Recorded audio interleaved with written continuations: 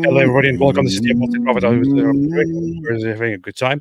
And just because David is making weird noises, let me say it again. Once there was this atheist who never started live streams on time, and when he finally showed up, Hey, I it's funny, shot him like 50 times. What? You didn't even notice, but I started the live stream already when you were beatboxing. And you didn't No, you notice. didn't. Yeah, I did. No, you didn't. I did. So, hello, everybody, and welcome to That's City of true. Multi Profit. That's true. You can't trust anything an atheist says. So is that true, ladies and gentlemen? Yes, it's true. Hello, everybody, and welcome to City of Multi Profit. Welcome to this wonderful show, the most watched show on the planet, on the Earth. So, today, as I was preparing for completely different issues, who's saying echo? No echo or eco. As we were preparing for completely different issues, an escalation happened that people were basically actually waiting for, which is that Iran launched attacks against Israel in the form of drones and missiles. And Iran has been saying that they're going to launch a very big, a very strong strike to retaliate against Israel. Their strong strike was incredibly pathetic so far. People were panicking a little bit. People were saying, "Oh no, is this going to start a major thing? Things are getting really bad. Lots of explosions will be happening here and there." So far, Iran sent out, apparently, they said they at least at first said a few dozen drones. It turned out they were a few hundred drones and missiles mixed toward Israel. The vast majority of those, of whatever was launched, was either intercepted or failed. According to Israeli spokespeople, over 90% of the drones and missiles were intercepted or never reached their target. So that is good news. This not only shows that Iran is extremely weak and unreliable and incompetent, but also that this is the worst they can do. Apparently, it's not very big. And yeah, they said 99%. That's true, 99%. Some people are adding it. Yakov IS 99%. Were intercepted or failed to reach the target. What's also interesting is I'm still following the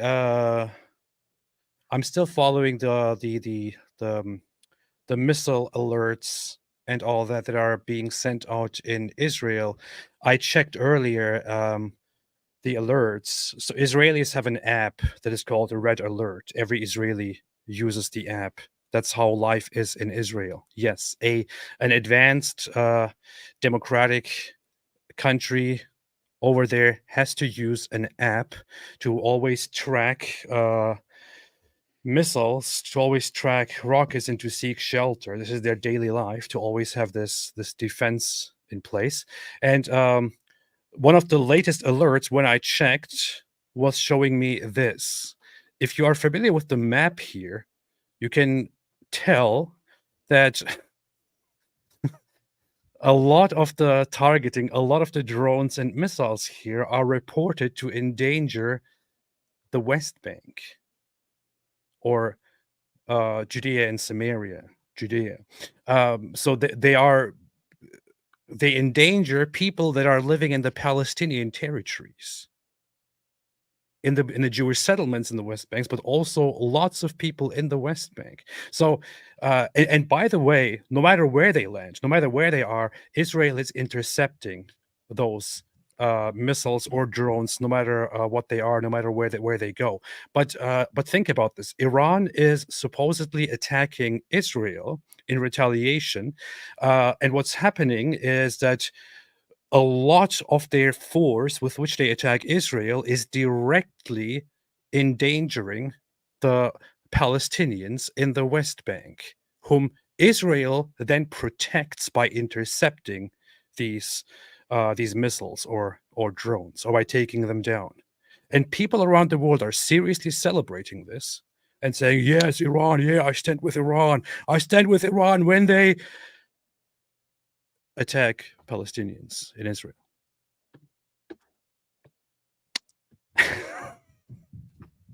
This is incredibly stupid. And Iran, of that, Iran's like, well, if we take out a couple Sunnis while getting rid of the Jews. there was also a report of the first injury. On top of that, the first injury reported: medics treating first injury from Iran attack, a 10-year-old boy from Bedouin town near Arad in serious condition. So the first injury that was reported as a result of these Iranian strikes was from a Bedouin town, a Bedouin child that is 10 years old. Again, not a Jew, actually a Bedouin child. This is the result of the bad Iranian attacks.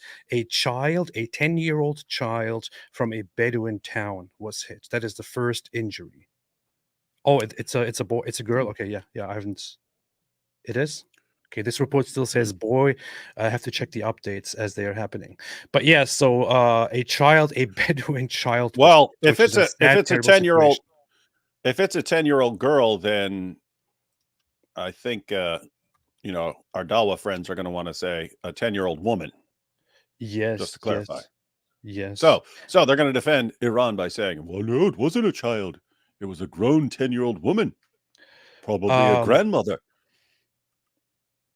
Hold on. So people were saying it's a girl, conflicting. Okay, the Times of Israel corrected the article and said medics treating first injury from an Iran attack, a 10-year-old girl from Bedouin town in serious condition.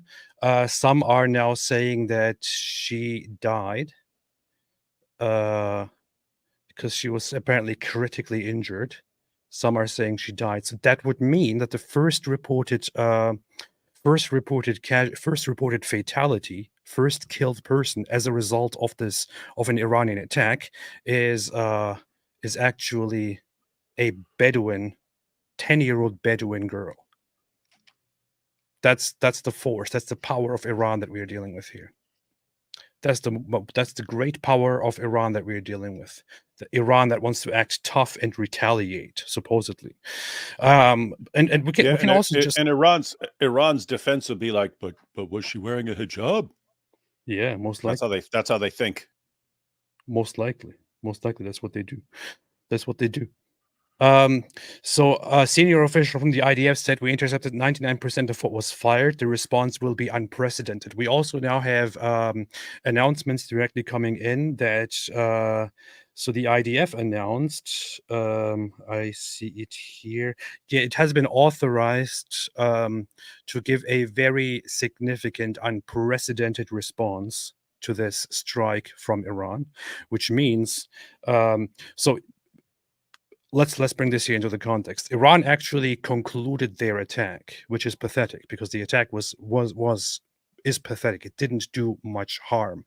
However, they announced on Twitter or on X through their permanent mission to the UN and said, "Conducted on the strength of Article 51 of the UN Charter pertaining to legitimate defense, Iran's military action was in response to the Zionist regime's aggression against our diplomatic premises in Damascus.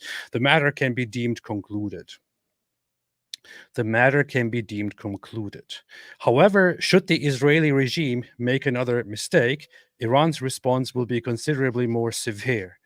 It is a conflict between Iran and the rogue Israeli regime from which the US must stay away. So they announce here that the attack, or that the retaliation, so called, has been concluded. And they say if Israel makes another mistake, we will be even more severe. However, Israel just announced that a severe, harsh response to this attack from Iran has been authorized and is currently in the making, being worked on. And lots of people are saying it, and I don't want to I don't want to speculate and add on to speculations, but a lot of people have been saying, um, with deep connections, if you are not pro regime, if you're not pro Islamic regime and you are in Iran and you are in Tehran, think about getting out of there. And can you imagine Israel responds? Israel responds after Iran sends all these rockets. Israel responds, and then it's going to be, look, Israel's now genociding Iran. Yep, yep. There is so much to say here. One thing is that people are saying, "Oh, this is Iran is retaliating. Israel is the aggressor. Iran is retaliating." No, that's not what's happening. That's not what's happening. And the premise here is what they're saying is that that Israel several days ago attacked the Iranian embassy in Damascus.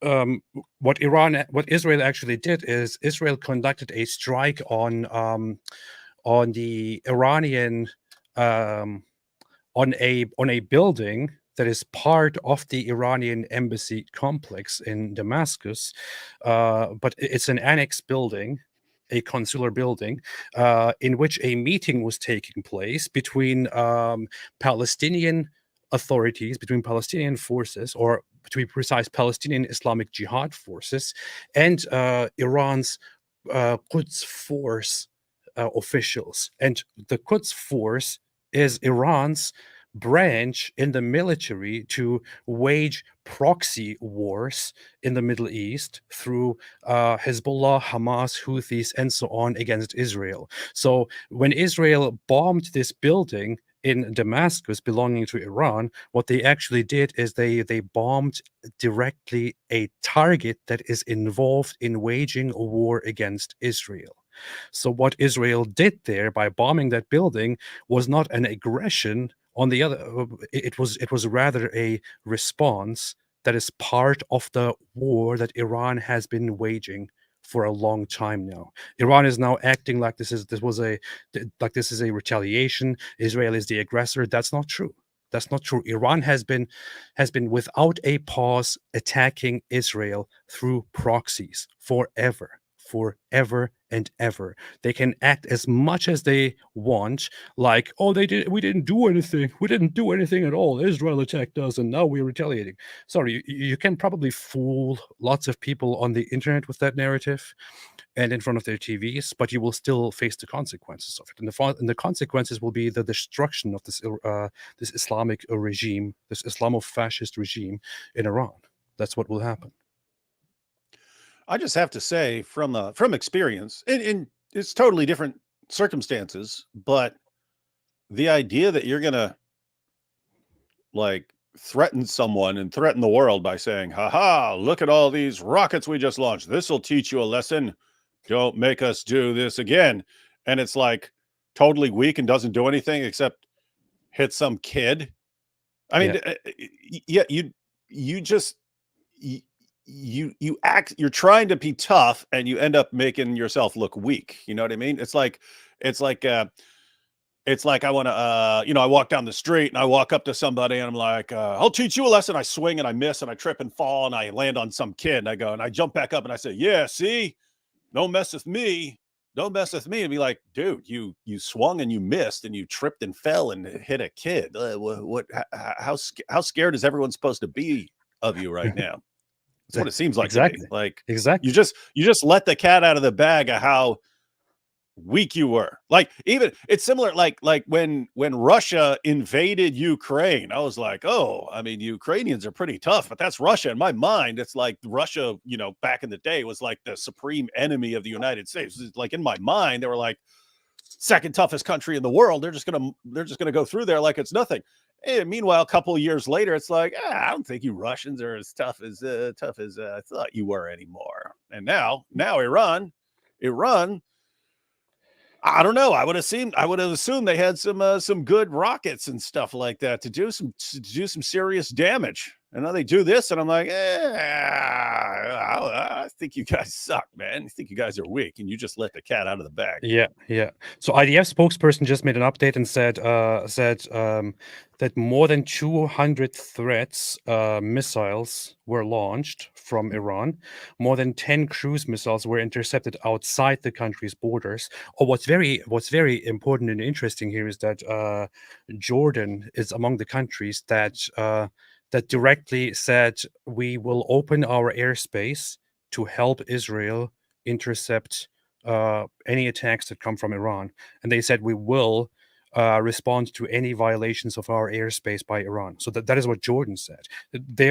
Iran is making such an idiotic move here that they are actually pushing Jordan into the arms of the Israeli-US alliance, and Jordan is ready here to help Israel defend itself. A Muslim country, the neighboring, one of the most relevant Muslim countries, Jordan, has openly said, we will not allow this to happen. We will open our airspace and help. And the funny thing is that Jordan did this despite the fact that the Islamic regime of Iran said any country that opens their airspace to Israel and helps them during this mission will be targeted by our forces. So that's a direct threat. Jordan said, we don't care. So Jordan just opened their airspace and let Israel do the defending and the interception. And by the way, that helps a lot if you're trying to shoot down other people's rockets, but you have to wait until the rockets are over your own country and stuff like that before you shoot them down. Much easier shooting them down over someone else's country, not because it's over someone else's country, because it gives you have way more space to do it than if you have to wait until it's about to land in your own country. Yeah, Saudi Arabia apparently also is even engaging in intercepting possible missiles or other objects. I mean, keep in mind, no one likes Iran. No one likes Iran, man. Because so one thing needs to be pointed out, and lots of people are pointing this out who are familiar with the conflicts of the region, which is that in the Middle East, especially in the Arab world, nobody likes Iran. Nobody wants to help Iran. Nobody wants to side with Iran. Everybody hates Iran. Of course, in a situation where it's the Muslims against the non-Muslims, or the Muslims against the Jews, or something like that, you will find them occasionally side with the Muslim side. But eventually, when push comes to shove, when the situation comes down to such a critical issue, you can see all these other Muslim countries back out and say, you know what, we don't want anything to do with this.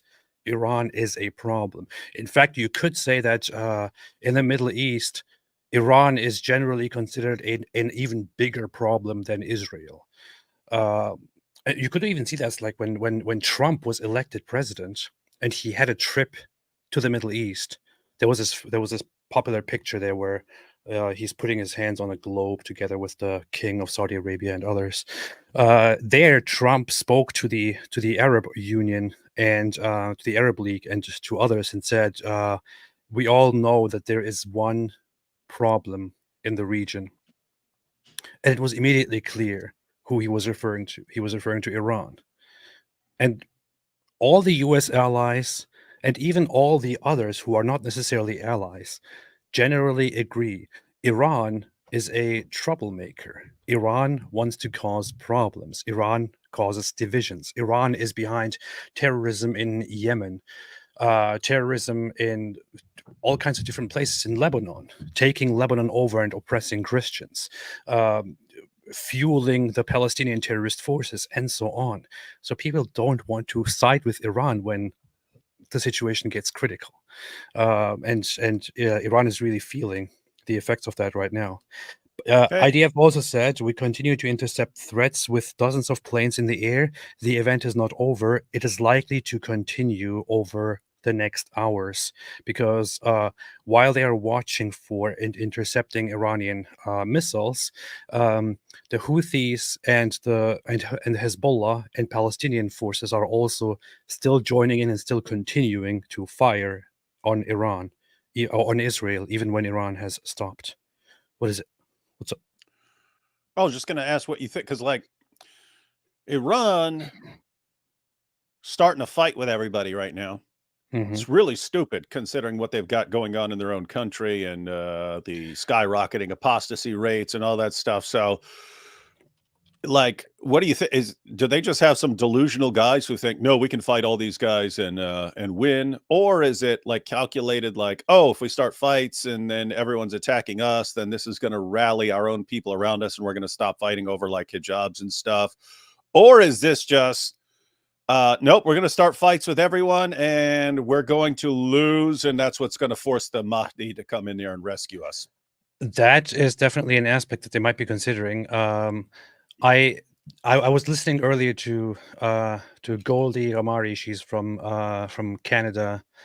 She's a Canadian Iranian politician, and she was pointing out as well that Iran is currently at the lowest point of support from their own population. In fact, um, so here is a thing. Here's an article, for example, one of many. It says Iran election turnout hits record low. Hardliners maintain grip on parliament.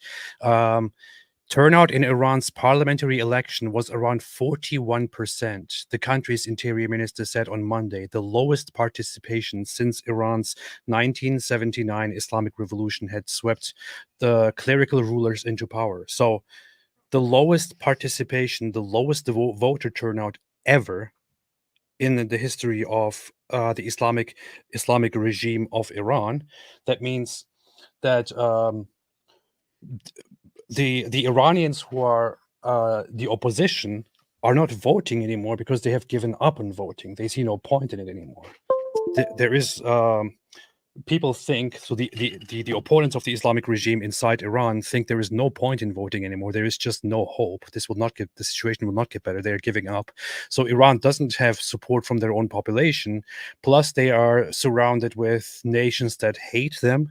Plus, they have this apocalyptic idea of the Mahdi will return when the time comes. We must bring him here. So going to war right now and starting a major fight is probably their best bet because they have nothing to lose and they don't have much support. And this could kind of rile things up for them in their favor, which is ridiculous, which is incredibly, I guess it could be considered smart on their part, but it's stupid. Here is an important thing here. During that strike in Damascus that Israel conducted, according to Iran's information, according to Iran's own announcement, Brigadier General Mohammad Reza Zahedi, a senior commander of the elite Quds force, was mentioned among the dead. Before this happened, Israel already announced that this was a strike on people involved and behind the October 7 attacks and the unfolding attacks. Now, Quds force, for those familiar with the terms here, will sound suspicious because Quds is the Arabic name for Jerusalem, and the Quds Force is actually Iran's military branch that is responsible for fighting proxy wars. In fact, you can bring up a Wikipedia article about this. Very, very simple. This is their branch that deals with unconventional warfare and military intelligence, responsible for extraterritorial operations. Non-state actors, including Hezbollah, Hamas, Palestinian Islamic Jihad, Yemeni Houthis, and Shia militias in Iraq, Syria, and Afghanistan. So the attack by Israel on the consular building in Damascus was actually an attack on Iran's military force that is involved in the Israel-Hamas war, and that is also involved in the October 7 terrorist attacks, and that is also meeting with Hamas and Palestinian Islamic Jihad. And this is not just a claim. This Iran themselves basically confirmed this. So when Iran now comes out and says, Israel attacked us, they are the aggressors, we are retaliating, this is just a lie. It is a lie. It's not Israel is not the aggressor here. Israel is attacking you because you are part of the war that is ongoing. And Iran knows this. They know this very well. They are deceptive, dishonest, terrorist elements, and they need to be dealt with. That's the situation that we're dealing with here. David, anything else? No, it's just amazing because I mean, everyone all the way down to like Dawa guys and stuff are like this. They'll do something, they'll start something, they're coming at someone, and as soon as someone responds, they play victims. Yeah. Like they could come at you, we'll go kill you, we'll go kill you. And if you respond, look at the ex-Muslim, you see how hostile he is towards us. And entire nations are the exact same way. Hey, let's have a meeting so how we can carry out even more attacks against Israel and slaughter more Jews. Hey, what's that? They killed us. We're being attacked. We're poor victims. We're heading over to the bingo parlor at the YMCA to help out some old folks, and they killed us. That's how they always do. What happened, dude? Yeah, playing the victim as always. By the way, this headline is being updated again. Now it says, injury from Iran attack, a 7-year-old girl from Bedouin town near Arad in serious condition. So it turned from a 10-year-old Bedouin boy into a 7-year-old girl from Bedouin town near Arad. So apparently it is a 7-year-old girl. I still don't see any official, actual confirmed reports that she died. All I see is that that she is in serious critical condition and could die at any point. Iran's Revolutionary Guards, which is called the IRGC, Islamic Revolutionary Guard Corps. People often say Iranian, but it's actually Islamic Revolutionary Guard Corps, issued a warning against the United States. Issued a warning against the United States and said, "Whoa, you didn't tell me about that. Hang on, man. Hold the phone." And said, wait, what am I doing sitting here all calm? I should be in a bunker somewhere if Iran is threatening the United States. You should be scared, man. You should be scared. You should be totally scared. I'm going to lose seconds of sleep tonight. Let me see. This is so funny. They're even posting on their own Telegram. The IRGC is posting on their Telegram channel that the media is trying to cover up the severity of the strikes that were conducted from our side. I'm serious. They've been humiliated.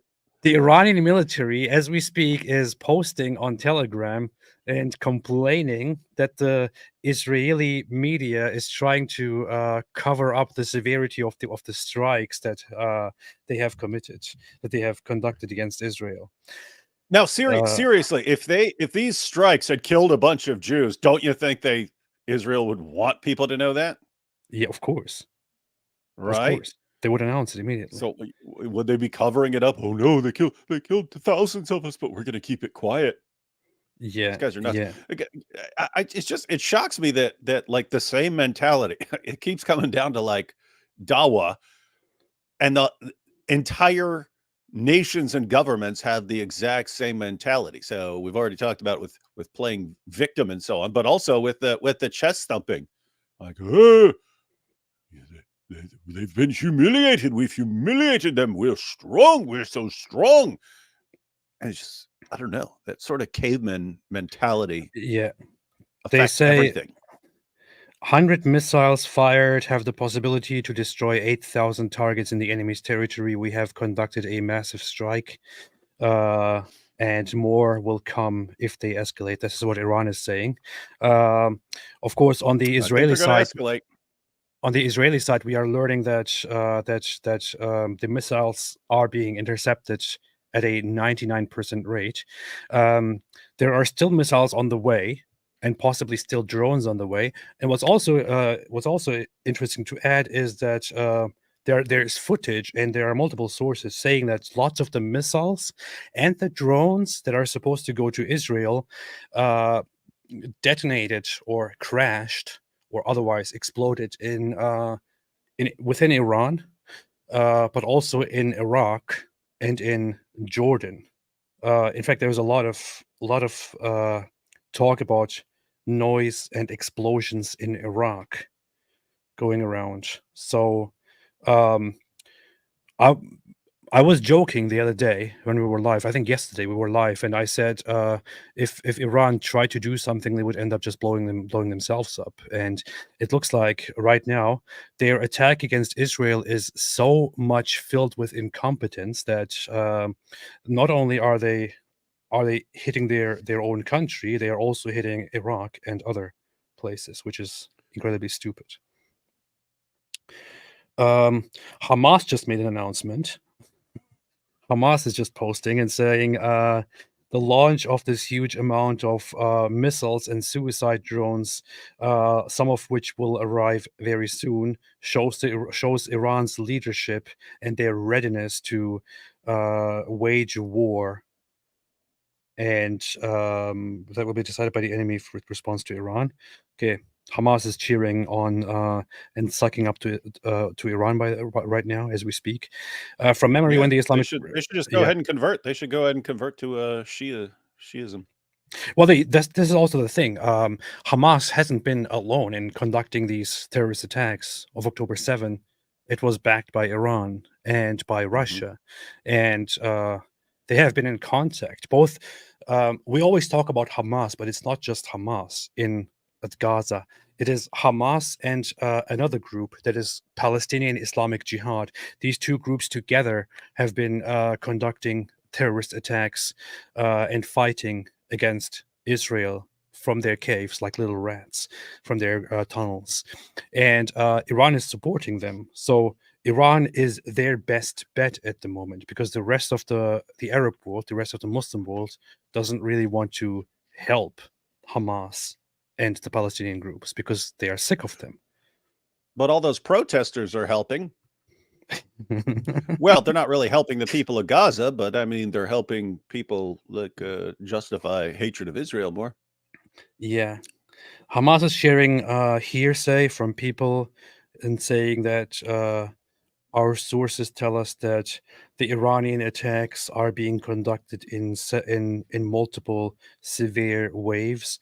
This is so ridiculous. I'm directly reading this from Hamas's own announcements at the moment, and Hamas is just bluffing and just talking big at the moment. And Iran has been doing the same thing. They were talking very loudly and very bigly and acting like, "Oh, this is yeah, we are going to punish you all," and nothing is actually You happening. said bigly. I said bigly. I did say Uh, bigly. Yeah.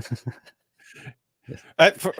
for me, man, and anytime Hamas at this point says anything, my only response would be, shouldn't you be surrendering right now? Yeah, they should be right. They should be. Yeah, sitting there They running your should mouth, be you should be surrendering. surrendering.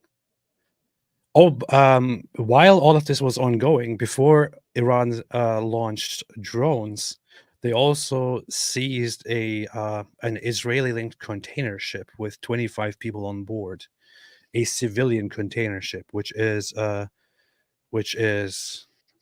which goes directly against international law.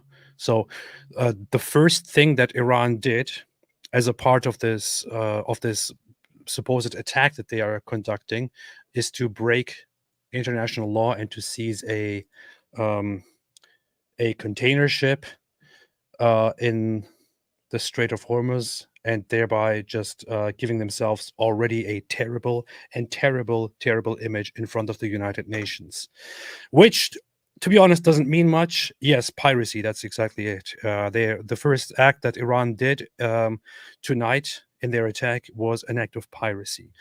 Um, to be fair, the United Nations has become a joke and is very much led by Islamist sentiments nowadays, and others. So if Israel did something wrong in a conflict, it would be a very big deal. If Iran does something wrong in a conflict like this, it's probably not too big of a deal, unfortunately, because the UN has become a joke. But that is one of the situations at the moment. The thing is, on one hand, I'm reading Hamas source. I'm reading Hamas's own publication. On the other hand, I'm trying to find reliable stuff from the IDF and more reliable sources. But on the one hand, Hamas is telling people that Iran is currently ready for a full-scale war against Israel. And Yeah, and so I mean, think, okay, you're either gonna send rockets, in which case Israel's going to win that one, or what else would you do? Invade on the ground? Where are you going through? Where are you going through to launch these attacks? Of course. Israel. That's what I mean. I can't even I don't even understand how Iran can even think that they would be remotely successful in any sort of war. Sirens and explosions are heard in Jerusalem. Germany, France, and Canada condemn Iran's attack. Britain and Argentina respond to the attack. Iran's air defense system faces a big test. This is one of the things that that even experts brought up here, which is we laugh a lot about Iran's weakness here and the pathetic aspect of Iran's attack against Israel. However, the number one reason why this attack by Iran is not causing lots of damage and lots of loss of life is that Israel has an extremely advanced and complex defense system. Israel has been focusing so much on defending their own country, defending their own borders against missiles and possible aggressions by other countries. That their system has been efficiently taking down everything that comes from Iran. The only thing that they are letting through, by the way, just to see footage from that, I saw it earlier and shared it on Twitter, actually. The only thing that they are letting through is if they see that something is headed toward an empty field in the Negev desert or similar places, they don't intercept it, I guess because they don't want to waste. So they just let it fall. They are expensive. I mean, and any sort of rockets that intercept other things are expensive, so it's not going to hit anything. Yeah, you can see here one of those impacts. This is from the Iranian attacks over the Negev desert in Israel. Nobody is there, so they don't need to do anything. See, Israel's covering up the damage that our rockets did in the middle of the desert. We hit a lizard. We hit a big lizard right there. A lizard. Muhammad told us to kill lizards, and we did. See, we're strong. I feel so bad for the sand there. The sand is being killed. The sand is being humbled, turning into glass. Oh no! The sand, the poor sand, and the lizards. Israel calls its defense system the Iron Dome. I would have totally called it the Garkad Tree Defense Network, just to troll them. That would be very, very. I would have named all my missiles Garkad 1, Garkad 2. Yeah. Kazuhira Miller said the sand was a Jew. The sand was a Jew. The sand is a Jew. We saw a little Jew sand there. That's why we attacked it. Poor Negev lizards. But yeah, so this is a strike by the strong Islamic regime of Iran directly against the poor sand and the poor lizards. And we see it right here. This is literally genocide. But I mean, look at that. I mean, if those were actually hitting in Jerusalem or something like that, you could tell those would be doing some serious damage. Of So it's course, of good that course. Israel has a good defense system. That would be quite damaging indeed. And Israel is the one that actually intercepts missiles that attack or that target um, the Dome of the Rock.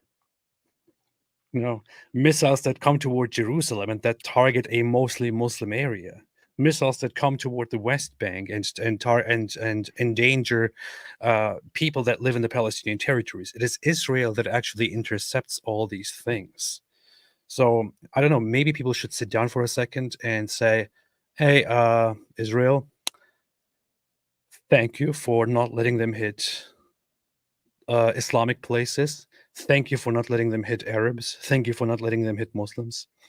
But no, of course, you have to blame Israel, and you have to once Iran attacks, you have to go out and celebrate it and cheer for Iran, like it happened on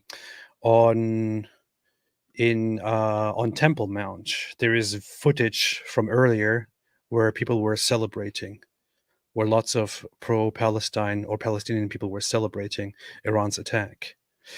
That's unfortunately the reality of the situation.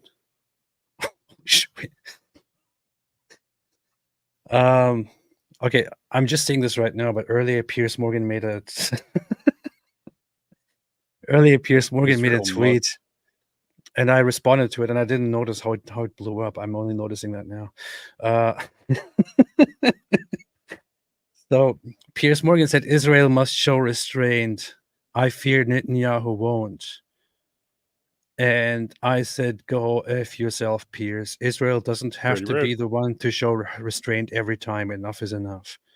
I didn't notice this blew up like this. I really had no idea. I'm just sitting here. Yeah, I mean, look, I mean, Piers has a huge channel, and he has a ton of people who, when you say something, Israel must show restraint, you're going to get a ton of people on your side saying, that's right, Israel must show restraint. But look, I mean, you got half as many likes as he did, and he's got like a trillion followers. Yeah. Look at that. I'm so based. Soon, Piers, I know you're watching this, Piers. Why are you scared to invite me? That's kind of a ratio, isn't it? I mean, yeah, 3,200 likes, but 2,300 comments. Yeah, and the funny thing is, in the comment section, everyone is angry, and they're all angry for different reasons. One side is angry because they are saying, "How dare you? How dare you tell Israel to show restraint?" And the other side is saying, "How dare you not be harsher against Israel right now?" It's kind of funny. The Piers Morgan's platform. That's how it goeth all the time. Yeah, when the more polarized things become, the more polarized you have to be, because even if you're in the middle, you have to be on one extreme or the other. If you're in the middle, then both extremes are against you. Yes. US forces have downed drones that were heading toward Israel, which is very funny because Iran said if the US directly gets involved, then we will we're involved. Then the USA will regret this. We're going to regret it. The USA will regret this if they get directly involved. And the US said, shut up, man. And just took down a bunch of drones sent from Iran to Israel. So earlier there were news going around that Putin issued a warning and said if the US gets directly involved and attacks Iran, then we will also enter the war. But I'm pretty sure that is fake news because I didn't see that. I didn't see any confirmation or any proper source on that.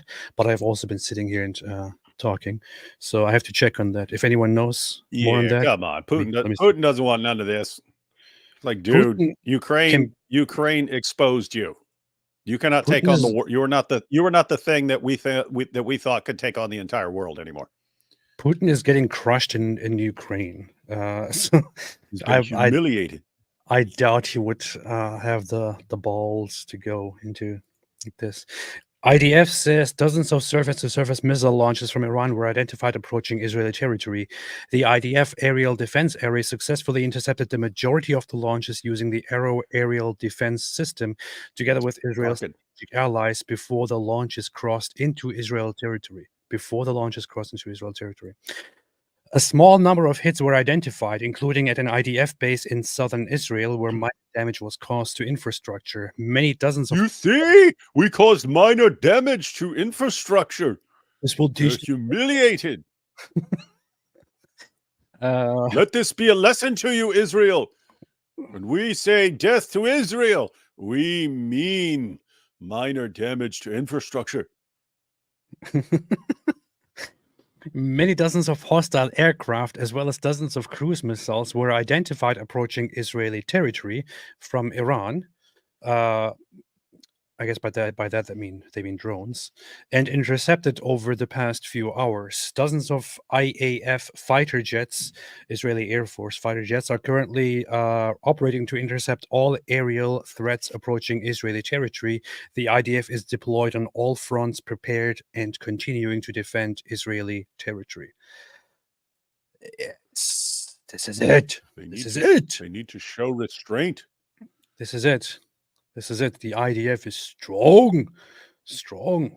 Directly at millions of Israelis. Iran fired hundreds Why am I only hearing this on one side of my headphones? I don't know.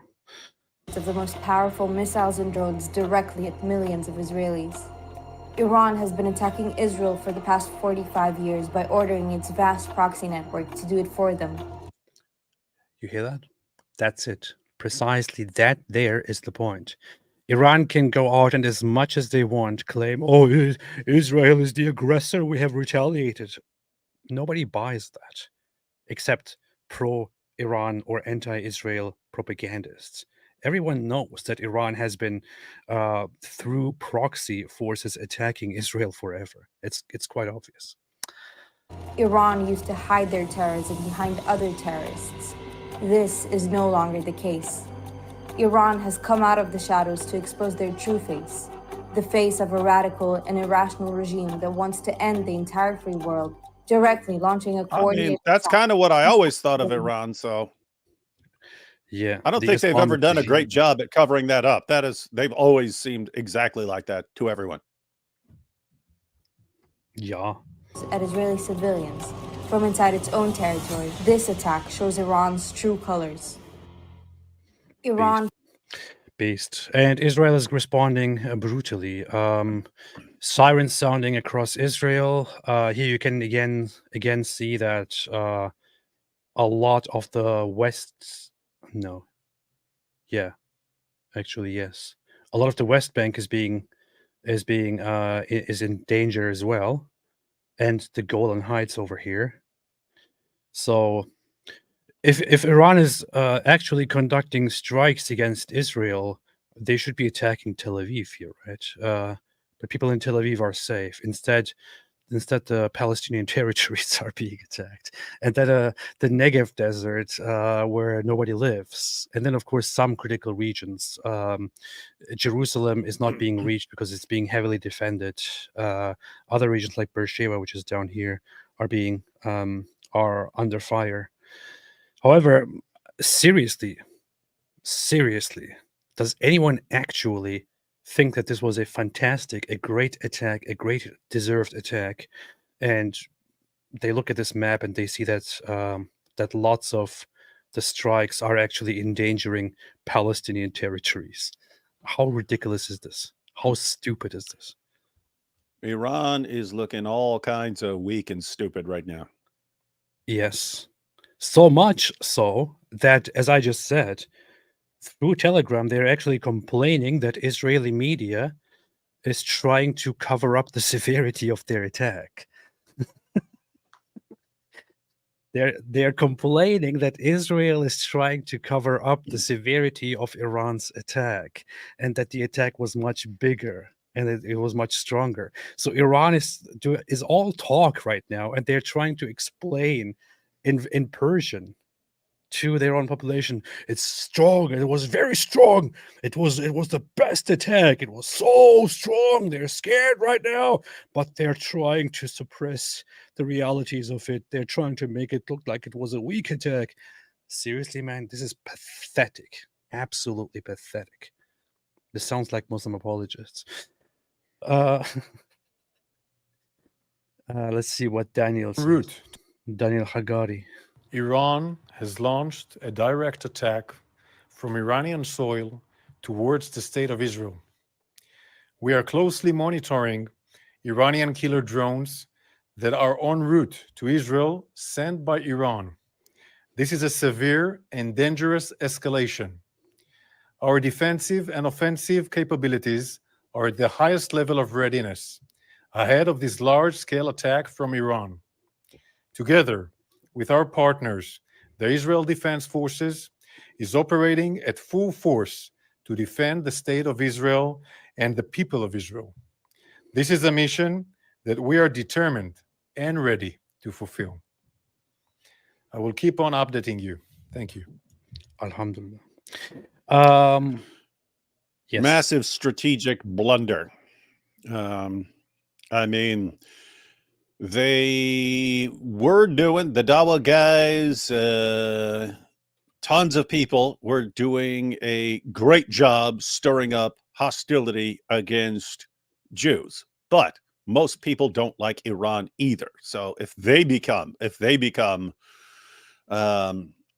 more clearly involved in the conflict, I don't know. It's in other words, whoever Iran is going against kind of looks like the good guy in the situation. So I don't think they achieved anything they were hoping to achieve with that. Not one thing. But I heard it was a very clever move. It was the perfect move. It was the perfect move. It'd be like North Korea coming down and getting involved. It'd be like, whoa. There is apparently footage, still trying to authenticate that on one hand here, of this is apparently one of the instances where, as the IDF confirmed, as we just read, where a military base or military airport east of Beersheba in the Negev was hit. Have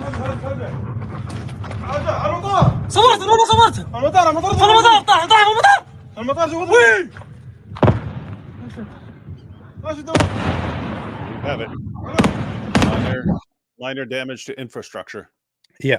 So this is what happened. These guys who are filming it are getting extremely excited, but it is the result of this is just minor damage to infrastructure, as the IDF says. So the IDF announced that here is a target hit, but minor damage to infrastructure. That's all there is. That's all there is. All there is. This is not very strong. This is not very powerful. Not very powerful. Not very powerful at all. Not very powerful at all. Terrible, terrible, weak strike. Pretty weak. What we know so far in regard to the Iranian attack on Israel says open source intel, 10-year-old Bedouin severely injured. There's actually 7-year-old. Negev airbase received light infrastructure damage. That's all that happened so far. That's all we have. Here is another. Let's see what we see here from the Iranian attack on the Negev. هاي وصلن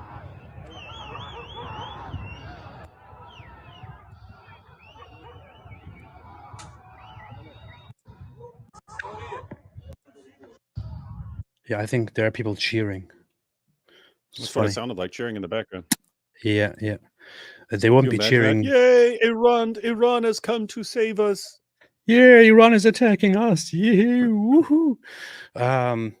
This is not the first incident where Palestinian peeps in Israel are celebrating for the attacker. This happened on multiple occasions.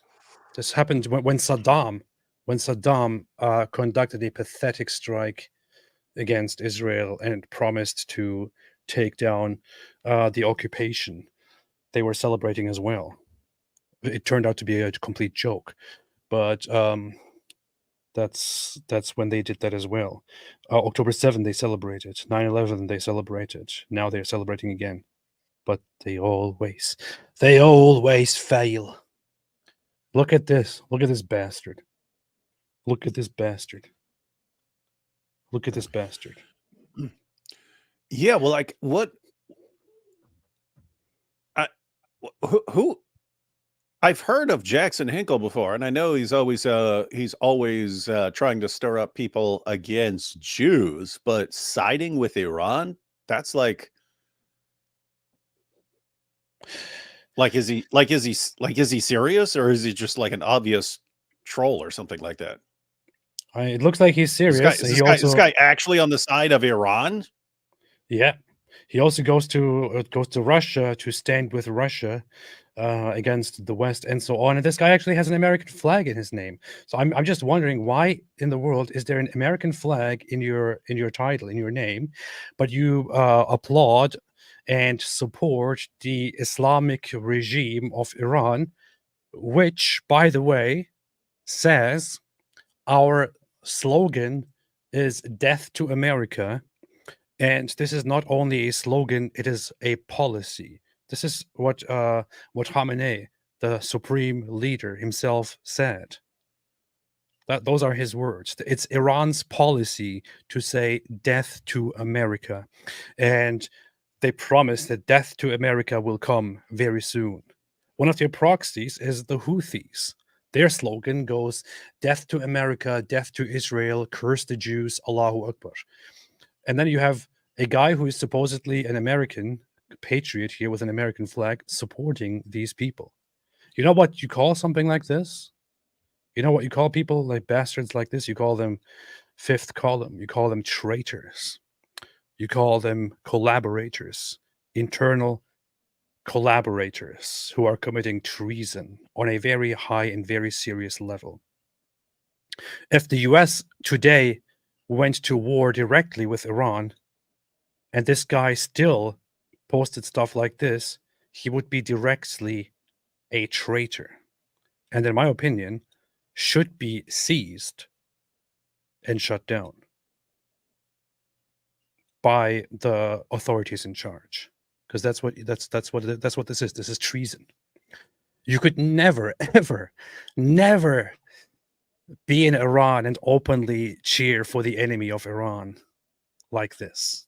You would probably find yourself executed in a very short time. But yeah, we take freedom of speech to fantastic levels here in America. I'm going through Hinkle's page right now. It's just like tweet after tweet celebrating Iran. And it's like, isn't this going to be the exact same guy who, when Israel bombs Iran, is going to be whining, oh, it's genocide? It's literally genocide. Literally genocide. Here you see who's protecting the Dome of the Rock. Who's protecting this golden Dome of the Rock here? It ain't Jackson Hinkle, I'll tell you that much.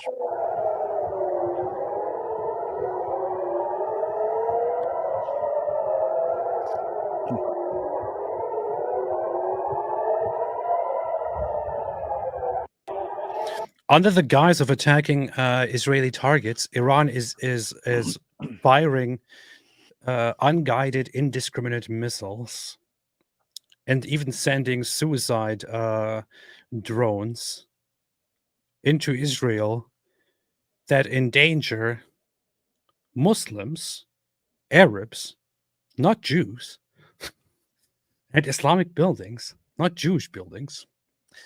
And those are being intercepted by Israel. Yes, those are being intercepted by Israel.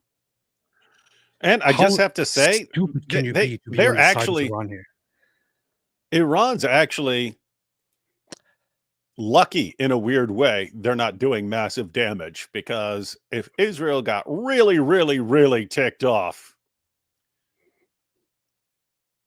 I don't think the Ayatollah is going to last very long.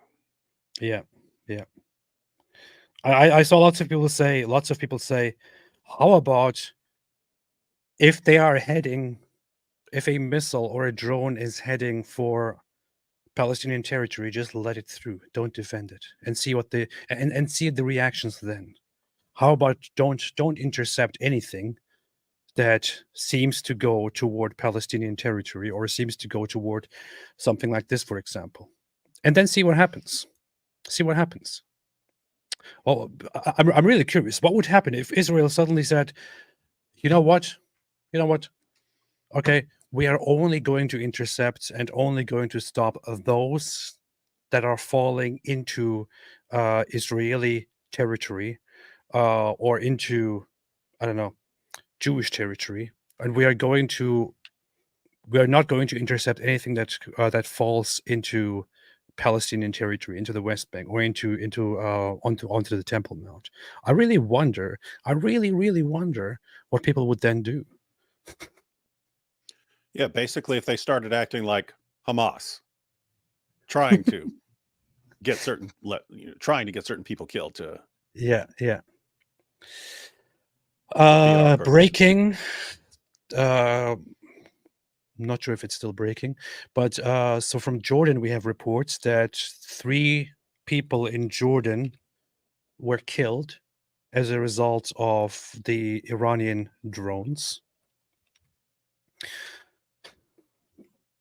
So we have reports of people in Jordan being killed because of the Iranian suicide drones, the Islamic Republic's suicide drones. So far, imagine this.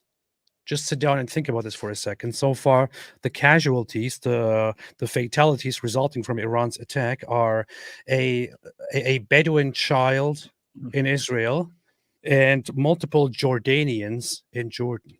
That's it. This is what Iran's retaliation has done so far. It hasn't harmed any Israelis. It hasn't harmed any Jews. Well, actually, the Bedouin child would be an Israeli technically, but it's a Bedouin. It hasn't harmed any Jewish person. It hasn't harmed the Israeli state. Pretty much, what it did is to kill Jordanians and to kill a Bedouin child in Israel. Fantastic, great job, Iran. Yeah. Meanwhile, the Ayatollahs are like, "Hello, Mahdi, we're looking pretty incompetent right now. Can you come down here? Because we can't do anything right. And we're basically dead unless you come now. So can we do something? Or we're in a lot of trouble." What am I talking? Is this a drill? Is this a drill? These are interceptions caught on camera. Missiles being intercepted by the IDF, by the great IDF. You know what? This just shows once again, dear peeps, especially dear Israel haters. Shows that Allah is strong. It shows that Israel will prevail. Israel will live. The people of Israel will live.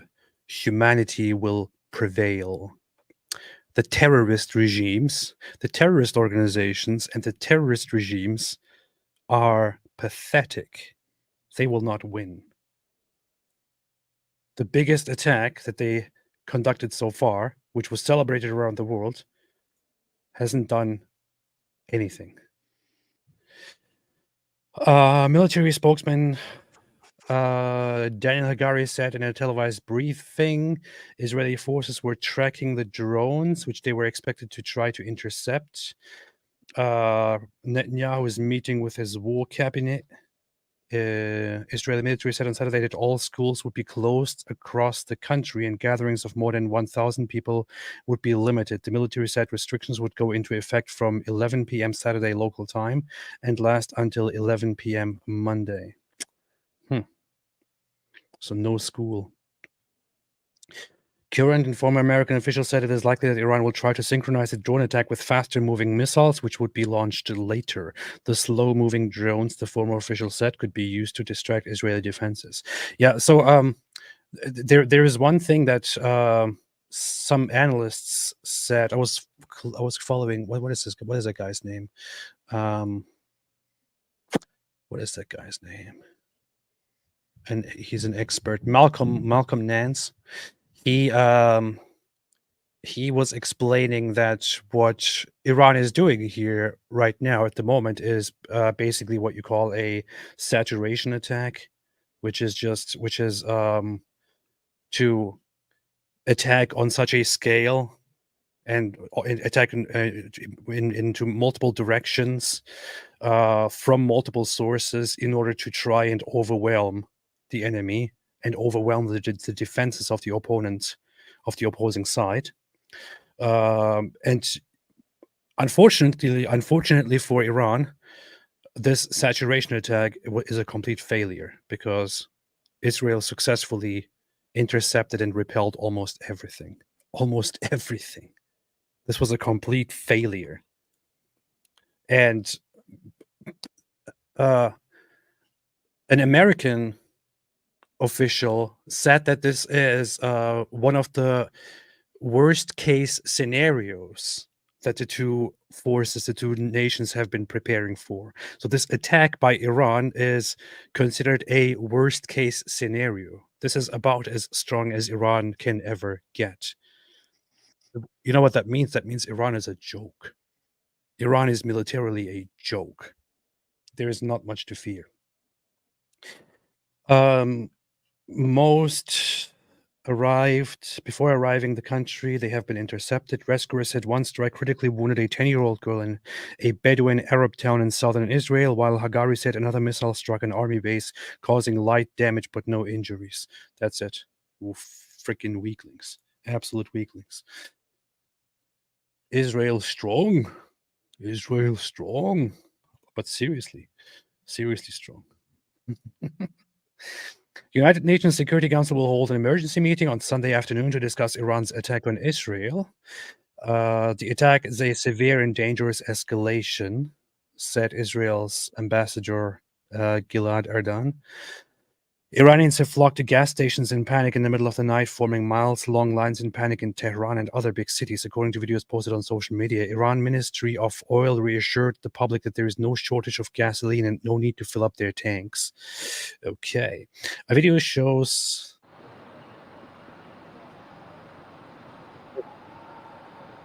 It shows what appear to be Israeli air defense interceptors in the skies above the old city of Jerusalem, the site of several Jewish and Muslim holy sites. Air raid sirens were sounding throughout Israel in response to drones and missiles launched by Iran.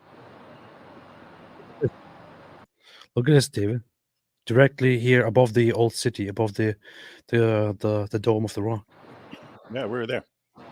Yeah. Iran, what in the hell are you attacking? Hey, Iran, leaders of Iran, I know you're listening right now. What is this? What is this? We heard there was a girl there without a hijab. I see now there has not been a red alert alarm in Israel for 2 hours or so, but right now they issued alerts for North Golan region. So apparently there are still missiles coming in. I'm following this. There's this red alert app in Israel. There are missiles coming in, and as soon as Israel has further knowledge on where these rockets are set to hit, they issue a red alert and tell people to seek shelter.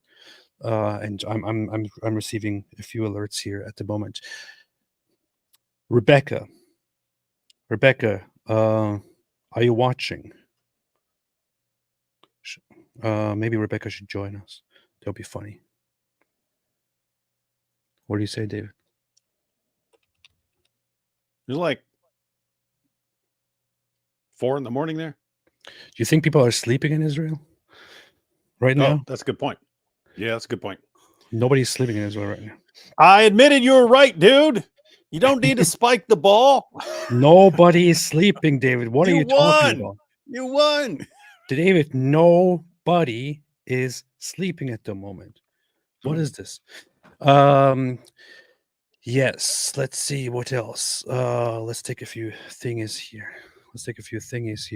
Okay, I asked her if she wants to join, and she said, "Yalla." That's funny.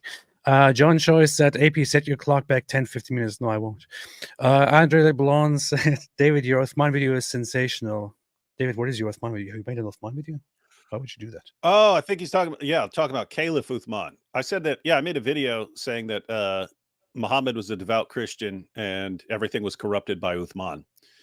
And he corrupted the Quran and changed Islam to steer people away from Muhammad's true Trinitarian Christian beliefs. Oh yeah. I basically that's did the exact same thing that they do with Jesus and Paul and the Bible, and I just did it with Islam. And I said, see how easy this is to do, and prove me wrong.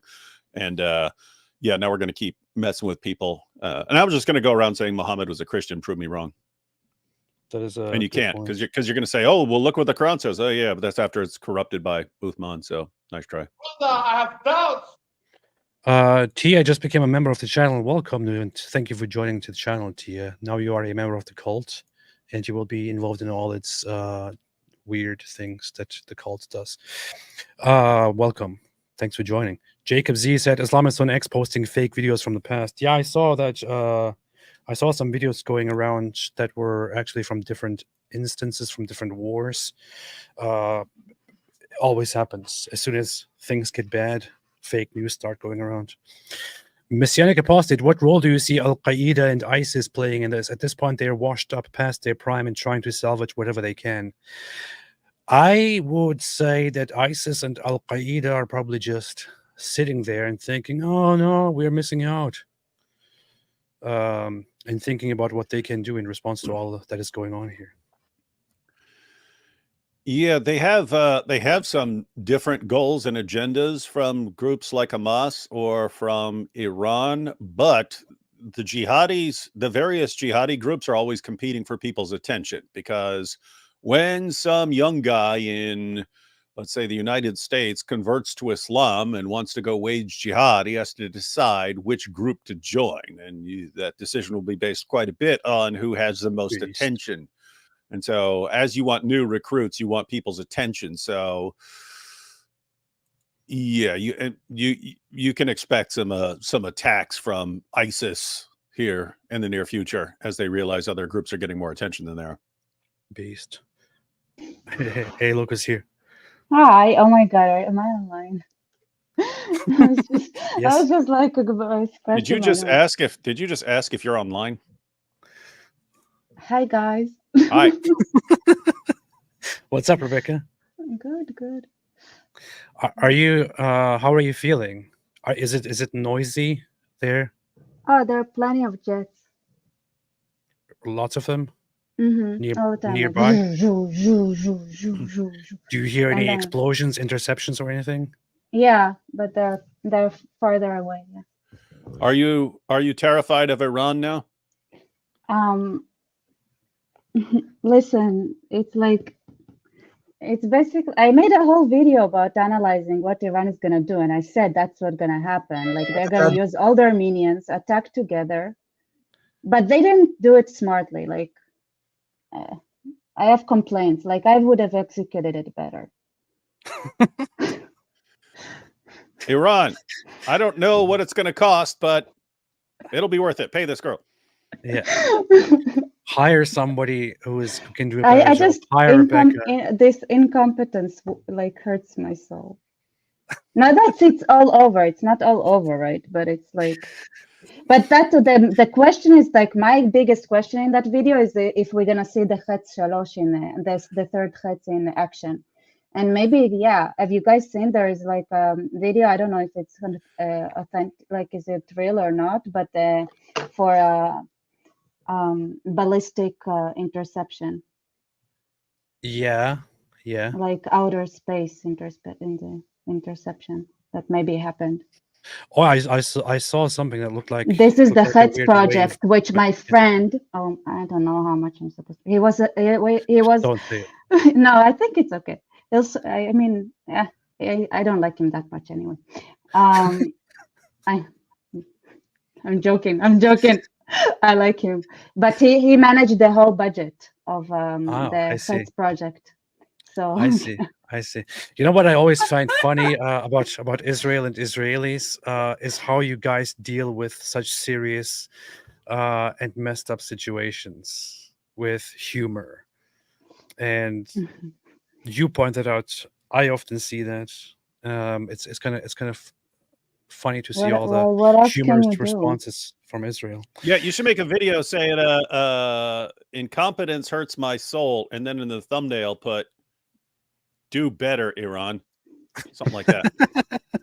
I mean, it's hard. It's hard. Like they're trying to manage like people that they don't even like. Like, listen, they're trying to the Houthis, the Hamas. Do you think it's easy to tell them what to do?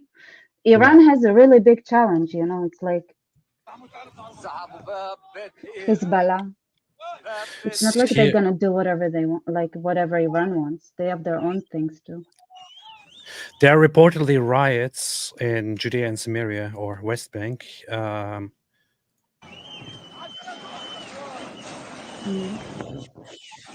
The usual. Yeah, to try to take down security fences and try to participate in some riots and attacks against Israeli forces. So the ideal scenario for them would have been if the Jordanians would have done the same with the eastern border, and like ideally coordinated with the Gazans, and also like have the same, because Hezbollah also has tunnels under north, have like people trying to walk serious. Like all just walking through the border, especially where people are like, but those are unarmed civilians just trying to walk. What's the problem for them to go back to their ancestral homeland? And there's like, are you serious? You have like a mob trying to break down fences and going through the border. This is like a very like this is the tactic I thought they're gonna try to use. Obviously, it's now the West Bank, but like I thought ideally for them that would have been all the borders, especially Jordan. But the thing with Jordan is that they are 100% dependent on Israel. They cannot afford it for the like in any way, shape, or form, especially not before the summer. They're gonna have no water at all, and if you try to walk 100 meters in the Middle Eastern summer without water, I want to see that happening, man. Yeah. What if they have camel pee? You see the response here? You see the response here to Piers Morgan's? Oh my God, that's my. Oh my I God. didn't expect so many people to get. That's beautiful. To when did you write here. that though? Is this guy's mental? That was just 2 hours ago.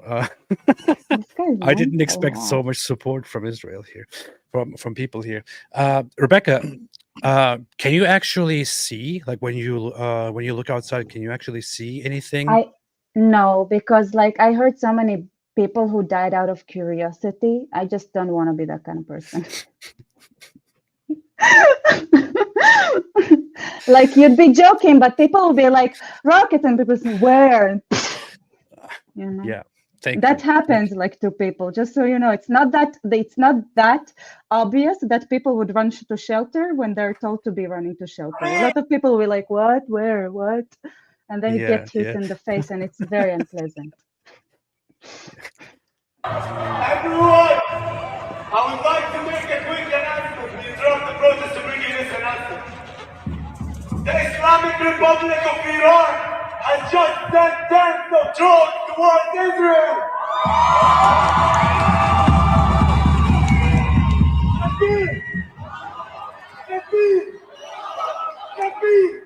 Well, this is in Toronto. This is in Toronto. These are terrorists. These are treacherous terrorist elements. I'd be deporting everybody. Hey. Like you're cheering for Iran. You're cheering for Iran. You want Iran to win. I imagine you're in Canada. You're in Canada. And you just received news that the Islamic Republic of Iran, the Islamo-fascist regime of Iran, has sent dozens or hundreds of drones toward Israel to attack Israel, and your reaction to that is, yeah, whoa. I mean, that's their I dream. don't even want to say what I really want to say at the Wait, moment. what did you think would happen? They actually say that's what they want. Why wouldn't they be happy? This is what Western countries have created, right? This is what the West has created. In the West, you have created an environment where sympathizing and openly supporting Islamic terrorism is acceptable. It's all right. It's acceptable. It's cool. It's a good thing to be in Canada, and even I know some of these people are probably immigrants. Some might be even refugees. Like you are accepted into this country with completely different values from the shithole that you come from. And what you do as a result is to go out into the streets and cheer for those shitholes in a global conflict that might be fighting against the very country that you are in, the very country that accepted you. I think I need to restrain myself really here right now. But seriously, get the hell out. Get the hell out. Get the hell out and go live in Iran. You filthy scumbag cockroaches. Get the hell out. Live in Iran. Go to Gaza. Maybe, I don't know, go die in Gaza. Do something. Just don't stay here. Why are you here in Canada? What do you mean, why? That's part of their ideology. That makes sense for them to be everywhere. Yeah. They need someone else to live off of. Otherwise, like, why do you have Islamic conquest? If you just leave the Muslims alone, it's not, it just leads to disappearance. Yeah. That's that. Are you terrified, Rebecca, yet? I mean, I don't like loud voice sounds, if that's the question, but whatever, it's okay. Oh, well, yeah. It'll be fine. Zachary, coming to Curious Christian, said the apostate prophet spend a few hours. The apostate prophet spends a few hours with us. Let him be a few minutes late. Hey there, David. You had me on your show years ago to tell my testimony of becoming a Christian by way of a Muslim. David probably doesn't remember. Yeah, I remember what that. It is. He's like, oh, who are you? I don't remember. I do remember that. You actually came into the studio, didn't you? I'm trying to think. I think he came into the studio. Yeah, he did. Yeah, that was it. That was it. Based. That was at ABN. Based. Very Trinity nice. Camp. And P said, for your information, face, Sam Harris. No, you didn't. Sam Harris made a short video why jihad is worse than Nazism. A few minutes. Ayan gave an interview about the state and the danger of da'wah. I didn't yet look at that, but I saw that Sam Harris did his take on that, and lots of people were going crazy again, especially the poor Palestine crowd were going crazy. They were, look at this man, look at this guy. He's saying jihad is worse than Nazis. That means he's pro-genocide. Well, sorry, it is. Hey, hang on. That Zachary dude, if I recall correctly, because that was a long time ago, that dude, he was like an atheist, and there was a Dawa guy, and the Dawa guy was trying to convince him that Islam is true, but the dude is like examining responses to him, and then ends up becoming a Christian instead of a Muslim. That's pretty funny. I don't believe that Dawa fails. That video should be called Dawa fails. I don't believe that story because no atheist would ever actually become converted to a religious person. That's what I hear. I get that response over and over again from on my testimony video. It's like, you were never a real atheist. No real atheist ever becomes a Christian. Oh, you guys, I want to say something.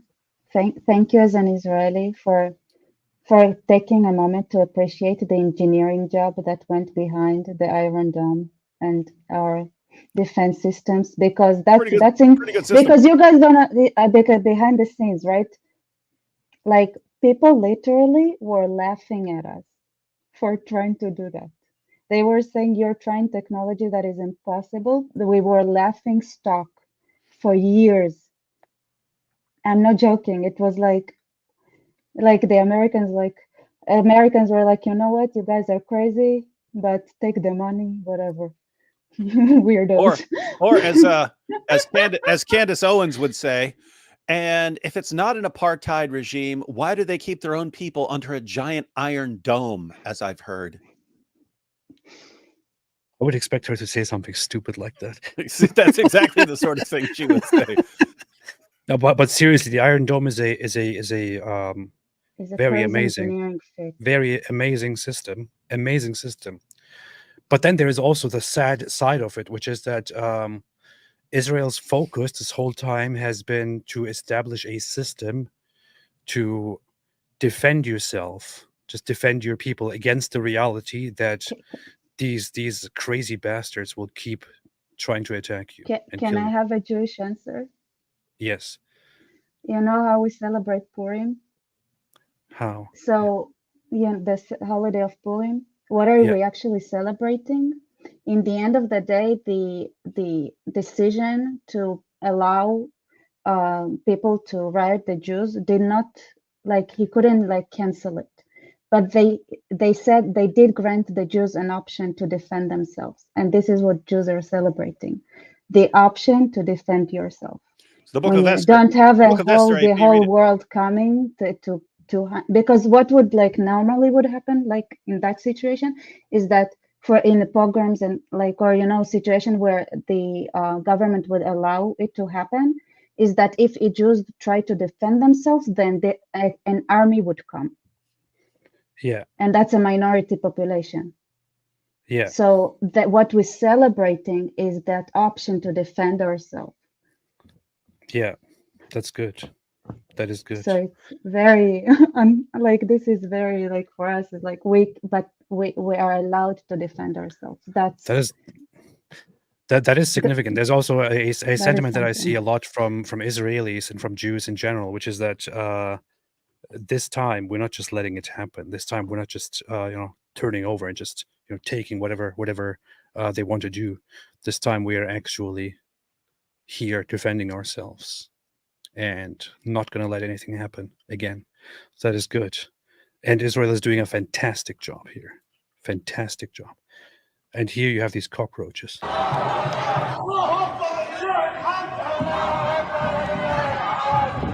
comes as a direct response to the bombing of Israel to Syria, Iraq, Palestine, Lebanon. Israel has bombed multiple countries. Yeah, in response to your aggressions against Israel, you imbecile. Here, Goldie Hamari, whom I mentioned earlier, she said, why is it always the non-Iranians who support the terrorist Islamic regime in Iran? She is Iranian, by the way. As an Iranian Canadian, it makes me sick to my stomach to see my fellow Canadians openly supporting a terrorist Islamo-fascist dictatorship that murders innocent Iranians. This is not the Canada my parents immigrated to in order to escape persecution by the terrorist Islamo-fascist Ayatollahs. This needs to be said more and more, which is why I invited her. I got in touch with her earlier and invited her here. Unfortunately, she said she can't join us tonight, but she can join maybe tomorrow for a conversation. So that would be amazing. Yeah, that sounds good. She's also a politician in Toronto, I believe, or somewhere. No, Ontario. Okay, whatever. Yes. Progressive conservative. Hunting sharks. Videos are circulating from Arab villages near Jerusalem of people clapping and cheering for the rockets, chanting Allahu Akbar. Truly deranged. People will never learn. People will never learn. They will celebrate even when the Iranian missiles are landing on their own faces. They will still be cheering for it. I mean, what do you think a suicide attack is like? What's the psychology that you have when you do that? Like you're surprised that they're cheering rockets that are hitting them. Well, what is a suicide attack then? Like, what is a suicide bombing? What is it? What does it take? It takes you sacrificing your children or whatever. That's the psychology. This entire conflict, the entire war, the entire readiness by the Gazan side to actually say we want to fight, we want to, we will end the occupation and all of that. All of this is suicide. Being in Gaza and cheering for a fight against Israel is suicide. What you are doing is, the outcome very well. I mean, deep down, they know the outcome very well. They will be killed.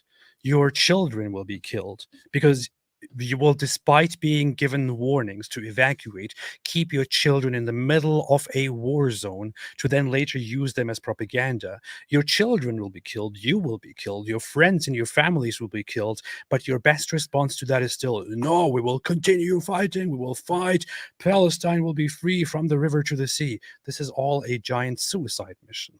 It is a mission to sacrifice yourself and your own people for no reason. It's also a lot of pride. It's a lot Yeah. of pride. Like a lot of them wouldn't, like, they would celebrate seeing that like their enemies get hurt, but then their enemies being eliminated would be the end of them. Yeah. And they know that. So it's the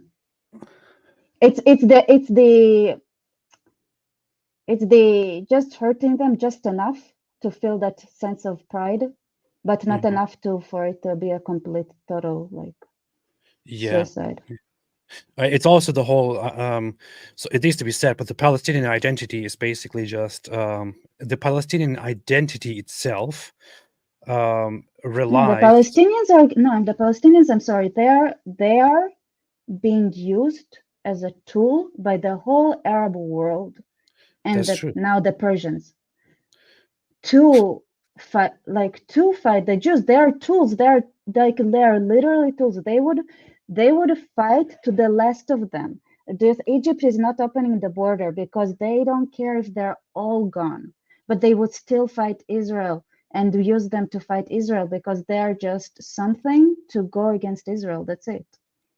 They don't care about them as humans. They don't care about their future. They don't care about like their chance for something else. They lock them up inside of this Palestine territory, like lock them without an option to exit, even if they want to. Yeah. I have some very interesting developments that I can't announce right now, but as we speak, I just got in touch with a very important person who might be joining us live if I can make it happen. So give me I will update further on that. Yeah, okay, it's actually the former Israeli government spokesperson Alan Levy. I'm in touch with him. Oh. I might be able to have him here for this stream if we can make it, or if not for now, then at least for some in the coming days. It'd be very, very nice to have him here. That would be awesome. Yeah, he was a spokesperson of the Israeli government for a while. He recently recently was dismissed from his position after a little altercation between the UK. That's probably not really what happened though. Yeah, but that's what they officially, I guess. Yeah. That's what was kind of stated, but I don't know. We never know what there are other rumors on the Israeli side. But I don't want to open it up. It's too internal, you know. Yeah. Jordanian king says he will open his airspace to Israeli jets to defend at any time. This is a big blow, a big punch in the face to Iran, which said any country that opens their airspace will be targeted by us. Jordan just said, sorry, we are opening our airspace, and Israel is welcome to come and intercept missiles. Yeah, I mean, like literally, if somebody really doesn't have a choice, that's the Jordanians. Yeah. Why are they? I know that Israel and Jordan have long-standing agreements, especially after the wars. It was always true, by the way. It was also true always. The Jordanians were always more on the fence about the attack in Israel, even in 48 and everything in 60. They were always on the fence. The thing is that you have the Jordanians they're not real. Okay, they're not a people. They're not people. They're not a nation. They don't have a history to claim, right? even if like the Syrians can claim the Assyrian history, and like the Lebanese can claim the Phoenician history. What happens is that the Jordanians don't really have any history to even try to claim. They're just kind of I don't have any like peoples that just happen to be there. Let's just say it like that. 80% of them are Palestinians. Well, the Palestinians, what they are is hamulas. They're hamulot. They're like families. It's families, and they're not really like a nation, right? A lot of them were falahs. Like they had like a feudalic system. They couldn't own land, and then some were on agriculture, but some were just nomadic, right? But like officially, the Bedouins are like, and then Hashemites were brought to Jordan by the Brits to control them. So the king, the Hashemite king, has nothing to do with the people that actually live there officially, right? Because the people who actually live there are not a coherent group in any way, shape, or form, except they're Arabs. But what happens is that the Jordanians, like why do they kind of cooperate with that regime that is almost foreign, even though the king married a Palestinian woman to try to be like closer to the people, right? When he did that. Queen Rania, she's a Palestinian, she's from Israel actually. I think she even had an Israeli citizenship and then she gave it up or something. If I remember correctly. There were also stories about her that I heard when I was, I don't know, whatever, like there's a lot of beef with her, like and she doesn't like us at all, but it's kind of mutual. Anyway, hold up. Let me quickly look at this here. Let me quickly look at this. Jonathan Conricus, a former IDF spokesperson, gave a little spoke on the issue. I don't know why they stream on Twitter. Twitter is a terrible platform for streaming. This is on FDD. Good evening. I'm Jonathan Schanzer, Senior Vice President for Research at Foundation for Defense of Democracies. I'm joined by Jonathan Conricus, Senior Fellow at FDD and former IDF spokesperson. I'll give you a quick update in terms of what we're watching. This is, of course, a special broadcast of the FDD brief. We are watching something unfold right now that we've not seen before. Direct attacks by Iran against Israel, at least 200 different missiles, rockets, drones reportedly entering into Israeli airspace. We've seen Americans shooting down some of these projectiles. We've seen Jordanians shooting down some of these projectiles. The Iranians say that they are doing this for the attack against the senior IRA. Oh, that's an important detail. So I pointed it out earlier that that Iran's attack is basically pushing Jordan further into this American Israeli alliance. But basically, the main defense of Israel's territory here came from America, Israel, and Jordan. Not just Israel and America. America, Israel, and Jordan. This should probably make some of these anti-Israel idiots who have been saying, "Oh, the end of Israel is near." This should give them a little bit of pain, just to see that Jordan here in this case is united with Israel and America in intercepting and stopping these attacks by Iran. Which is why, by the way, you have reactions like this idiot here, Syrian girl, who is one of my favorite idiots. She said the Jordanian king says he will open his airspace to Israeli jets. Jordan's kingdom is over. The people are preparing the guillotines. What a fantasy world, man. What a fantasy world. So stupid.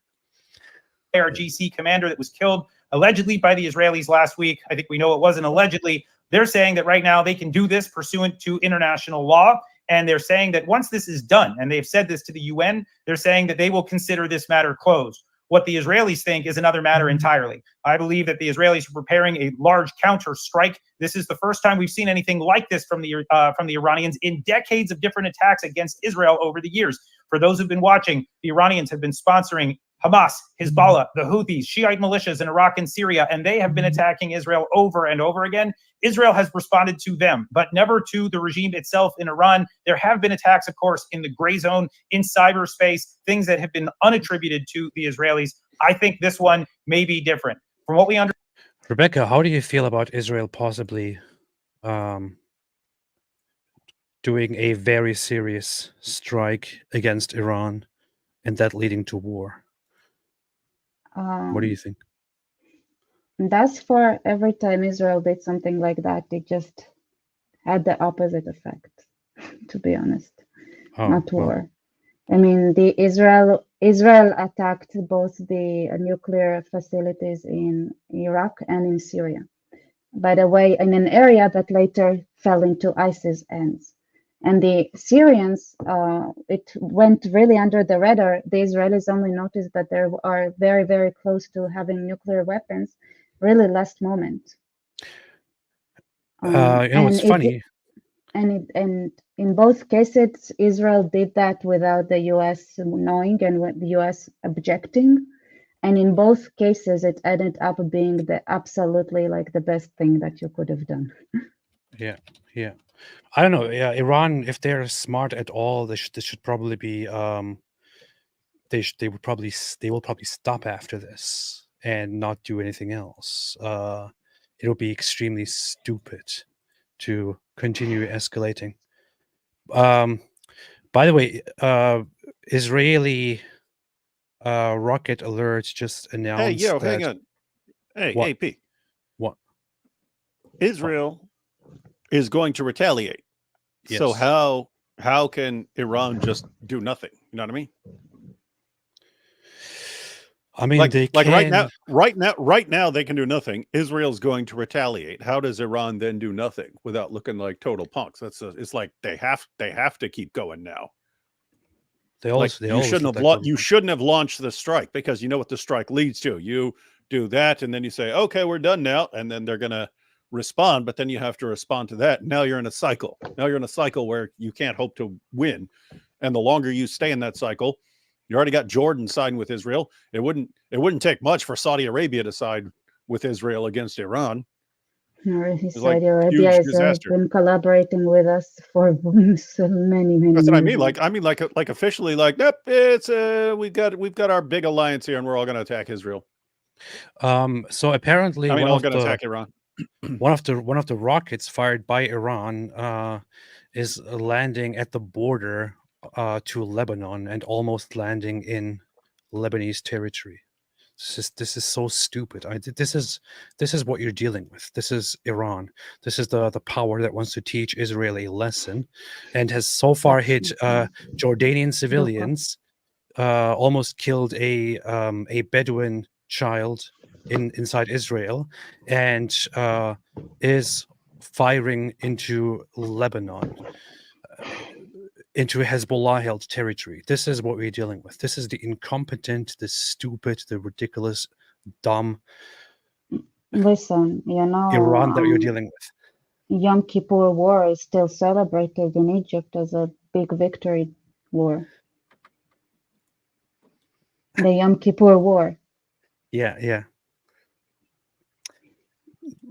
What do you expect?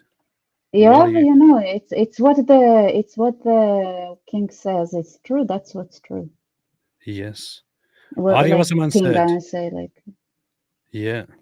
Adi Wasserman said, YouTube is censoring anything clever I can say about this. Don't say anything clever right now. It's not the time to say anything clever. Say something stupid. Adi Wasserman said, I fear it would take Mr. Posset becoming IDF chief of staff to make sure Iran never did this in the first place. Most likely, yes. I will talk to her about this. Chris Scott said, what do you think of the possibility of Crown Prince Reza Pahlavi rising up in this? I was shocked to see him show up in Israel a couple of years ago. I don't want to say much about it. I mean, I honestly think that that much talk about the Crown Prince is just hopeful activism that those guys will not actually get back. But I don't know. Different people disagree on that issue. The thing that you have to install like a new management system pretty quickly if you want to really replace a regime in a country. and bringing someone like that is something that is more easy to do than starting from scratch. And by the he way, also like said he also said, by the way, that he doesn't want a monarchy. He wants to bring no, democracy. Yeah. they want to bring. This is what there was the original plan too. By the way, they were heading towards democracy, and just got stopped on the way there. In countries, you cannot just install democracy right away. Democracy is not simple. Democracy is a very, very complicated system of management, and like it just doesn't work that way. You have to prepare it first. Like you have to bring the population to a certain level of education. Otherwise, you'd get people who would vote for things like give me everything now. You have people who are be able to understand long-term effects of decision making before they can vote for anything. Well, I would say we can clearly see that democracy is very easy. Just look at Gaza. You give them democracy, they just quickly elected Hamas. See, Jesse Gabaza says that what's hadith that talks backbone and ribs? That's actually a Quran verse. It's actually a Quran makes verse. Me hungry. I don't know why. Because of ribs. That's actually a Quran verse that talks about the fluid comes from between the backbones and the ribs. Don't know which Quran verse that is. We'd have to look for it. David, which Quran? Oh, it's chapter 86, Surah verse 86. 7. That's Surah 86, yeah. Surah 86, verse 7 is the one that says that that semen comes from between the backbones and ribs, which is totally true, of course. Grauen Ritter said, I got into looking at Dawa after they showed up on PBD podcast. Jake and Shocked Pikachu say Islam is better for being unchanging. Is it true? Is Islam change different from Christianity change, from Christian change? I pointed this out before in a video that I made, which is called Why I Don't Criticize Other Religions Besides Islam. But when there was a reformation in Christianity, the effort was to bring Christianity back to its origins, to its pure forms, and it did result in an improvement of Christianity. If you made an attempt to reform Islam and bring it back to its pure form, it would result in creating something like ISIS. So yeah, David, what do you think? what I mean, just what in the world is this talk? Islam doesn't change. What the heck are you talking about? I mean, you have entire branches of Islam that were once in charge that are now completely destroyed, and then like a different group comes along, and then they become the most powerful, and then I mean, Shias took over Mecca and kidnapped the Black Stone and so on, and eventually gave it back and broken in pieces and so on. So I don't even know what you're talking about. Like you got a couple of like modern Salafis and like the same kinds of guys who would say, yep, there's only been one Quran ever. Like the same guys, oh, see, Islam has never changed.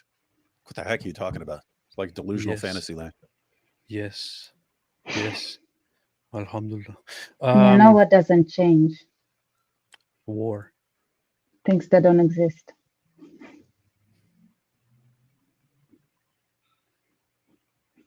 That sounds very problematic. No, actually, war doesn't change. Understand right now, the Iron Dome, David Sling, and Arrow missile defense systems seem to be performing exceedingly well right now. I have seen one possible report of a 10-year-old Bedouin child being hit by shrapnel. I don't know if that's been confirmed yet. Perhaps Jonathan will be able to do that for us. I think right now the Israelis have to be pleased with what they're seeing out of their missile defense systems. Jonathan, would you say that that's the case? And just curious if you're picking up on other atmospherics right now out of the Kiryat. Yeah, so good evening to everybody watching in the States and a very late night in Israel. And it's going to be a long night and then a long day tomorrow. Watershed moment. Why is this guy no longer the spokesperson of the IDF? I loved his speeches. He's got a strong jaw there. Yeah. Has a strong warrior jaw. He's such a Chad. D said, I saw something that said Hamas admitted to fudging their casualty numbers. Is this true?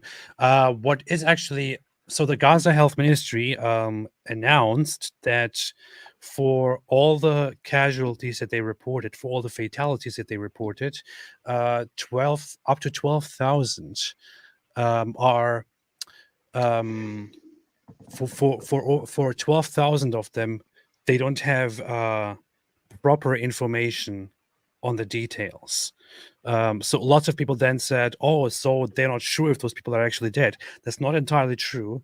They still maintain that those people are dead, but they don't have any further information on those people who are dead. So what their names are, or what their ages are, or something like that. So any information that is lacking is considered unverifiable or lacking information. At the Gaza Health Ministry, which is basically Hamas, they're admitted that for lots of the people that they reported killed, they don't actually know enough of them. So that could bring one question to mind, which is when people go around saying, oh, so many civilians have been killed. How do we know this? Hamas themselves are saying that for the 30,000 deaths that they claim at the moment, for 12,000 of them, they don't have proper information. Who are you to come out and say so many civilians have been killed? That is a problem. Max David Yemolev said, hello, Mr. Wood and AP. A birdie named Mossad asks, where are your typical kippas? Mossad is not happy. Shekels will stop flow. Kudos from Israel. We are fine. Unlike Russia, our AA works. Unfortunately, I left it somewhere else. I will put it on the next live stream to not lose our funding from Mossad. Oh, David has it right there. See, we can at least get I keep mine handy, man. I'm not like, oh, when am I going to find it? I don't know when the emergency is going to come, but I'm totally ready. Like drop of a dime. What? I'm ready. Yeah. Between Netanyahu and Biden. I'm not sure why I turned this on. I don't know if there's actually anything of substance that we need to hear aside from what we have already heard. Most importantly, dare I say, American leadership and a clear plan from the US, led by the US and well coordinated together with Israel, that doesn't antagonize and estrange, but really brings into the fold and welcomes additional countries in a Middle Eastern alliance against Iran and its malign influence. Yeah, as you're talking, I'm watching these updates come across my screen. I see a number that I hope is a typo. I see 720 different attacks. I can't believe that's right. I'm thinking it's probably 270. And even that sounds insanely high for an attack in one night from a country, as you say, 1,000 miles away. I do think that the narrative may be changing. I do think that the Arab world is probably looking at things differently. I certainly think that I'm in Europe tonight, and I've been talking with European officials. What I saw earlier is that there have been a total of over 700 rocket alerts in Israel today. Not sure over what. Even on the screen on the screen from Israel Ally right there, it says 500. So there's numbers are kind of all over the place as far as what people are saying. Yeah, but it's also it's mixed. It's from Iran, from Hezbollah, from the Houthis, from I think from Hamas and Palestinian Islamic Jihad. But yeah, officials. And it says it there from Lebanon, Yemen, and so on. Yeah. After all of the frustration that they've been feeling about Gaza and how they don't like the pictures that have been coming out of Gaza, this also feels like a change in the narrative for everyone else who's been focused on their frustration there. This is a wider war. I believe that this has now been made clear to many actors, those that are inclined to side with the West, to side with Israel. I think it's hard to ignore what's going on here right now. That's my sense, but I suppose we'll find that out in the hours, perhaps days, or even weeks to come. I hope this doesn't last that long, but I think we need to buckle up for what could be a wild ride. We've not done this before, folks. This is a new thing here in the Middle East. Of course, the Iranians have been attacking Israel for many years, for decades, in fact, by way of proxy. This kind of direct attack is something new, and it does, I think, change the game. How much it changes the game, we'll find out soon. But in the meantime, Jonathan Conricus, I want to thank you for joining us on this special FDD live briefing, and we'll do it again sometime soon. Stay safe. Thank you. Shalom. This is, I think, the first time that an actual another country directly, a supposedly sovereign country, directly fired at Israel since Saddam, I believe. So it's been decades. This is the first time in a long, long time. And it sounds much more serious than it actually was because it was a pathetically weak attack. Listen, a lot of people died out of side effects from that attack, which was weird. Yeah. I know it hit a mall in Haifa. One of the there is a Scud that is still hanging there. Last time I saw, just the one that hit from Iraq. And Yeah. there was a weird effect, which I don't remember exactly what happened, but people died as an after effect from that hit, like That's what like happens. not directly. It's weird. 2 senior U.S. officials say the preliminary assessment is that the damage to Israel was relatively limited given the scale of the attack. The Times verified the authenticity of several photos and videos showing debris, likely from a missile, in a residential area of Amman, the Jordanian capital.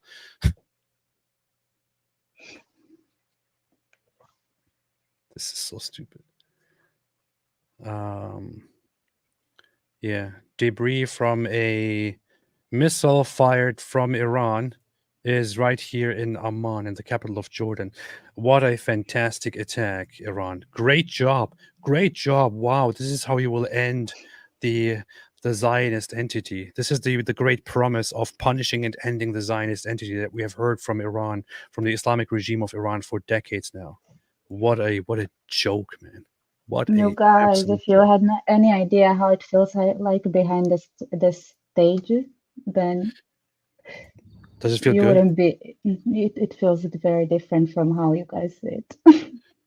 Wait, how is this? I think this girl is in, where is she? In somewhere on the western coast. How is she seeing this? So this is outside my window. Oh my God, Ryan.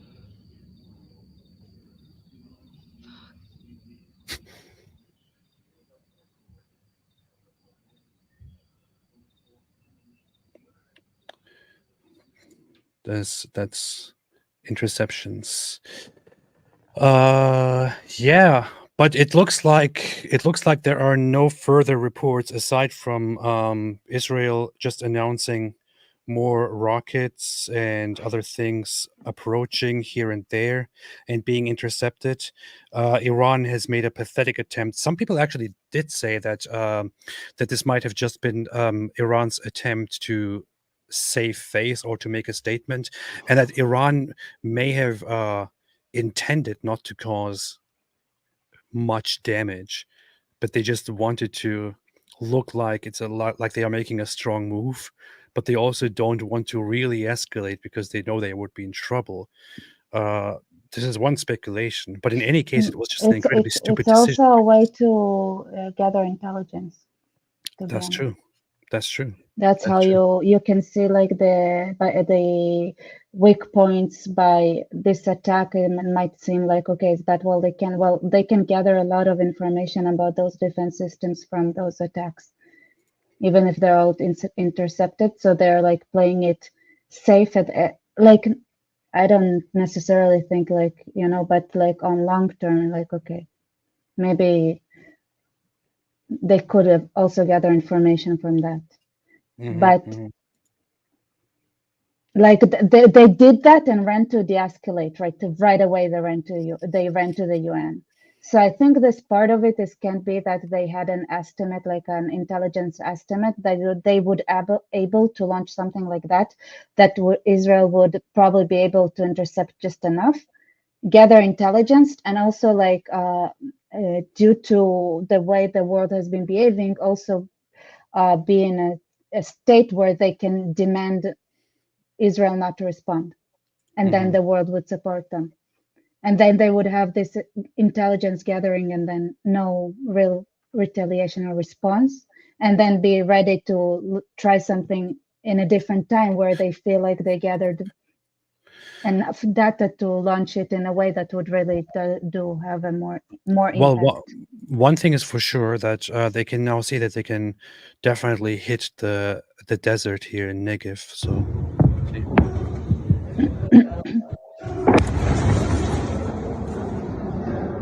So maybe they're thinking, oh, you see, we have footage where we successfully hit the sand in the Negev desert.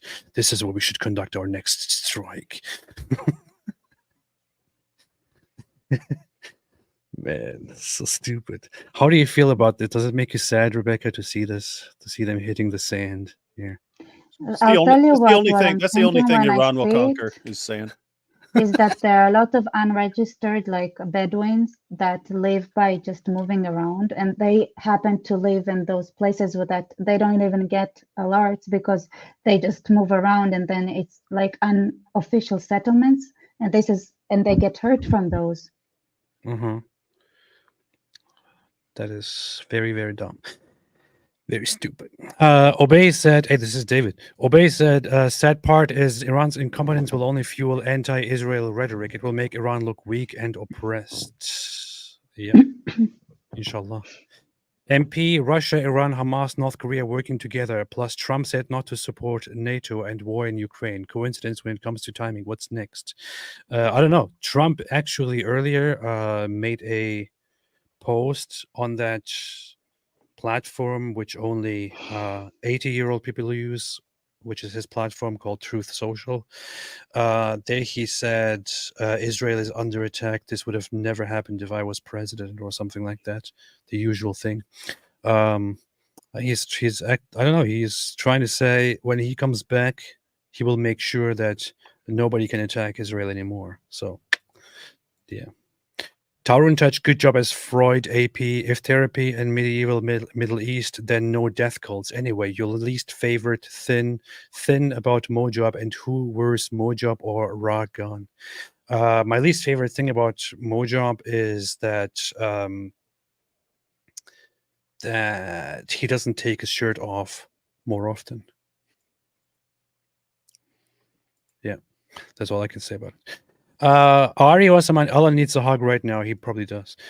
Sid Dave, Russia, Iran, North Korea, China are new axis of evil, a reunification of the genocidal Mongol Empire taking on the West. Indeed. Ari, the sand and the cargot got punished, boy. Carson Depth, Iron Dome in Hebrew is Kippat Habarzel. What? Iron Kippa? Really? Kippat Barzel. Is that how Kippa is a dome, yeah. Oh, so the kippah that you wear, See? it's a dome See? shape. It's shaped like a dome, maybe. Oh, really? That's what that stands for? That's funny. Kippa Habarzel. Oh, that's funny. London Low said, when will we hear? That'd be a cool name. That'd be a cool name for a channel or something. Iron Kippa. Yeah. That'd be a cool name for like a YouTube channel. Why is there no Jewish person who creates a channel named Iron Kippa and Yeah, then if I were Jewish, I would have that. That would be my channel's name in like 5 seconds.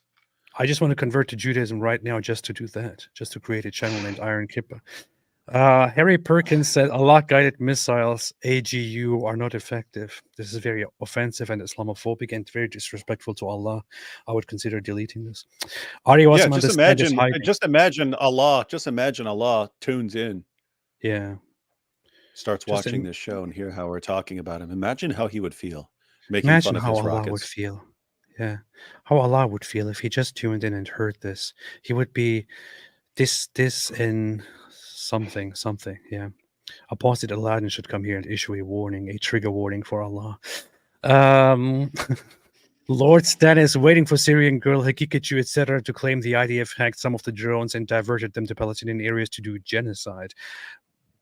These people can say all kinds of insane, ridiculous, dumb things. I expect anything at this point. I mean, there was a GPS messing, like there was like they played around with the GPS system, so maybe. Who knows? I mean, I'm not trying to support the opposition. I'm just saying, if they want, is like here's another piece of information that you can use for your dumb shit. Just add to the conspiracy theories. I tell you, like, to me, incompetence bothers me. If you lie, lie with like greatness, you know, like do it good. Yeah. Don't make it that easy for us, you know. Make it challenging. Make it like a little bit where I'm like have to stop and think, you know. Yeah, if you're going to, it's like a challenge me.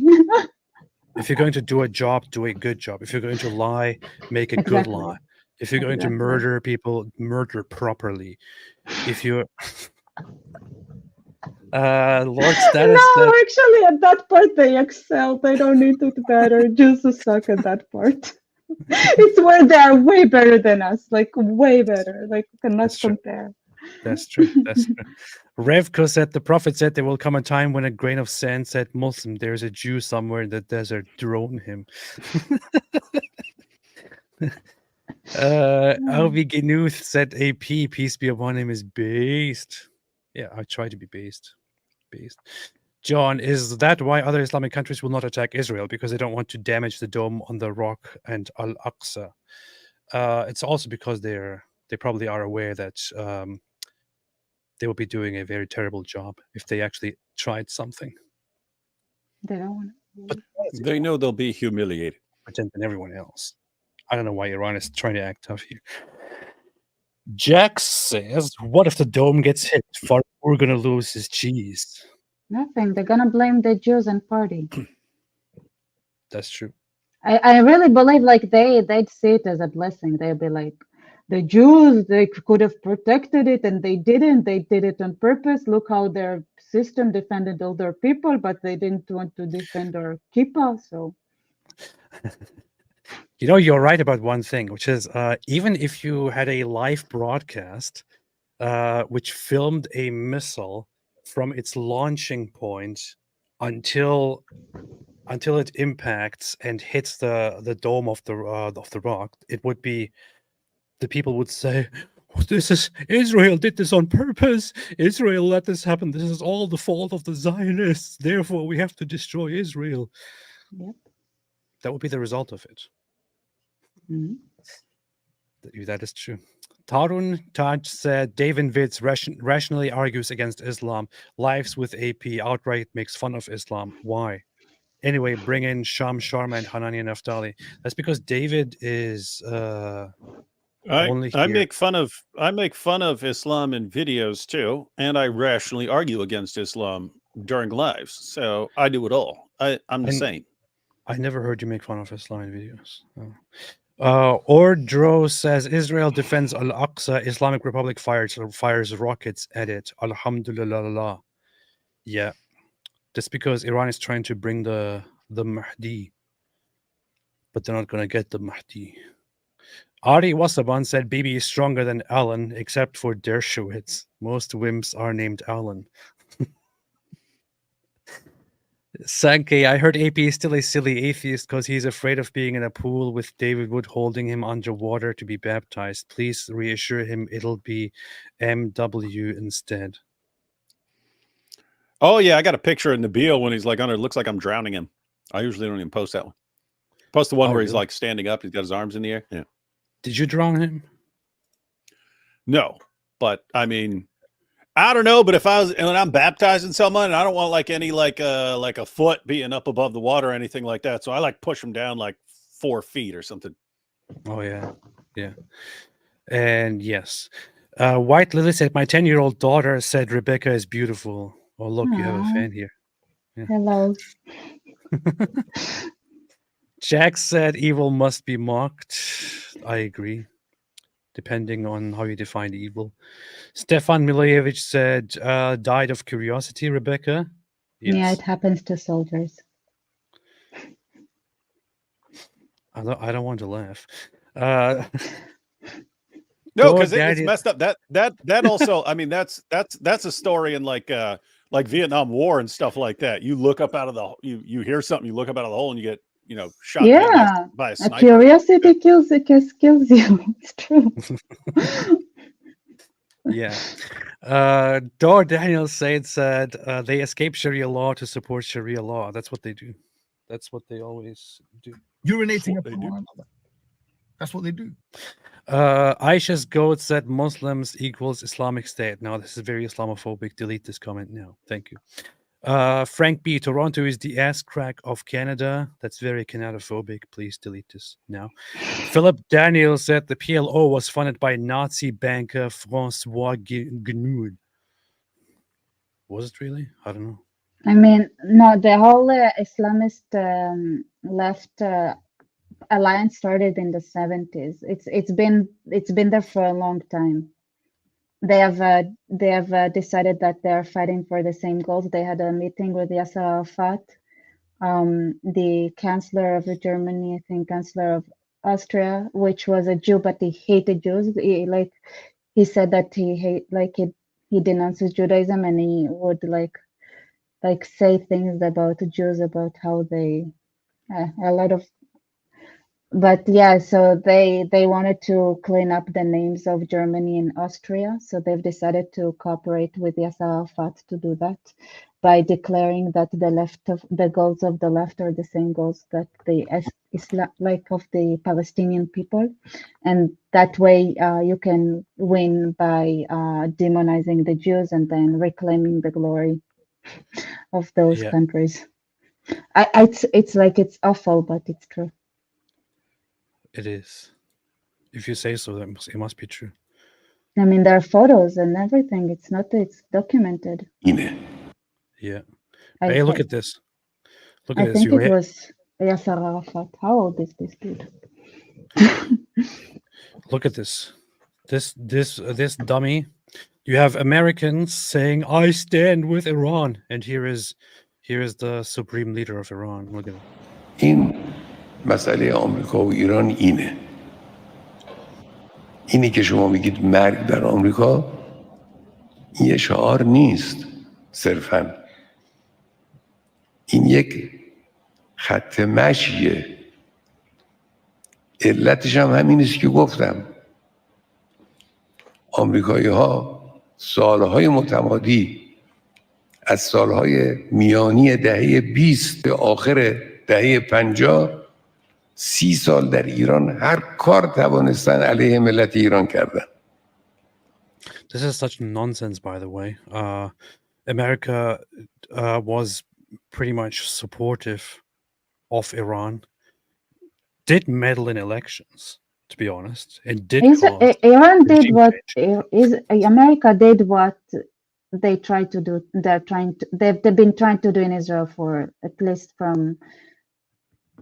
was it V15 was 100% like Obama funded.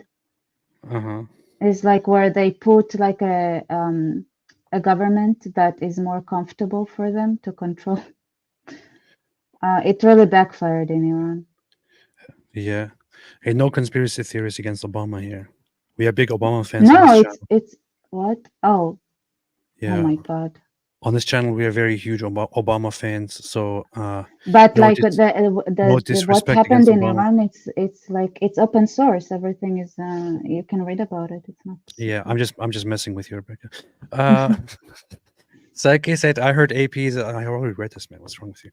XO. I'm an American Palestinian ex-Muslim. I condemn Hamas and violence for the sake of Allah, and I want peace and coexistence. It has been a rough 6 months.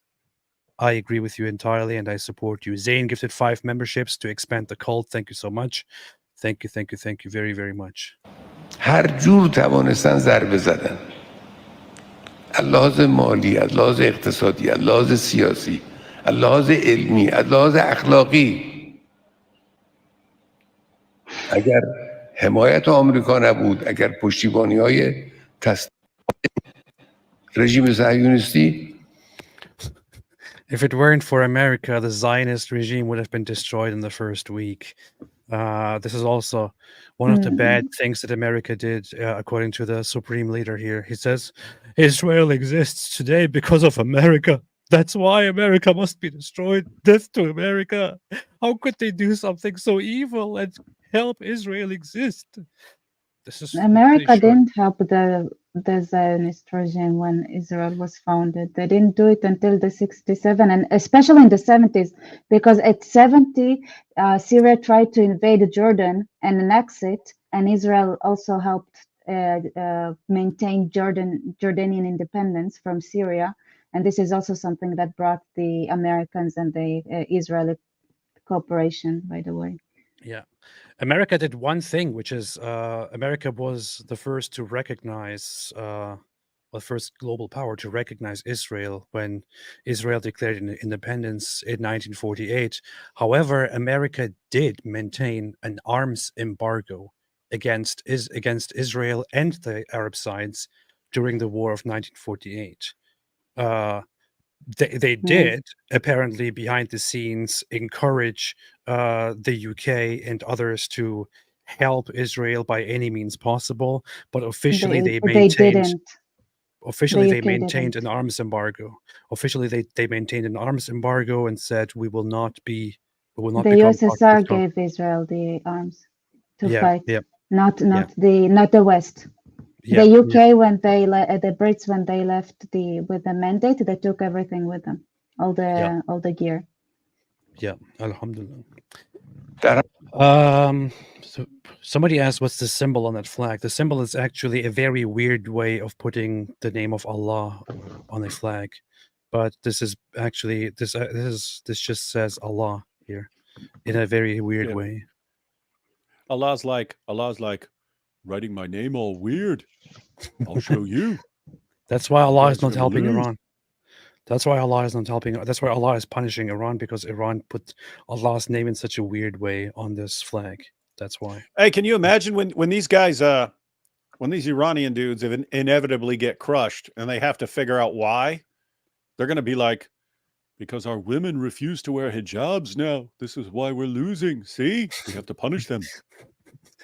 Yes, It's not because yes, we're morons. It's not because we're morons. that makes perfect sense. That makes perfect sense, man. Jeremy Mott said, "Remember, Iranian government is not the same as Iranian people."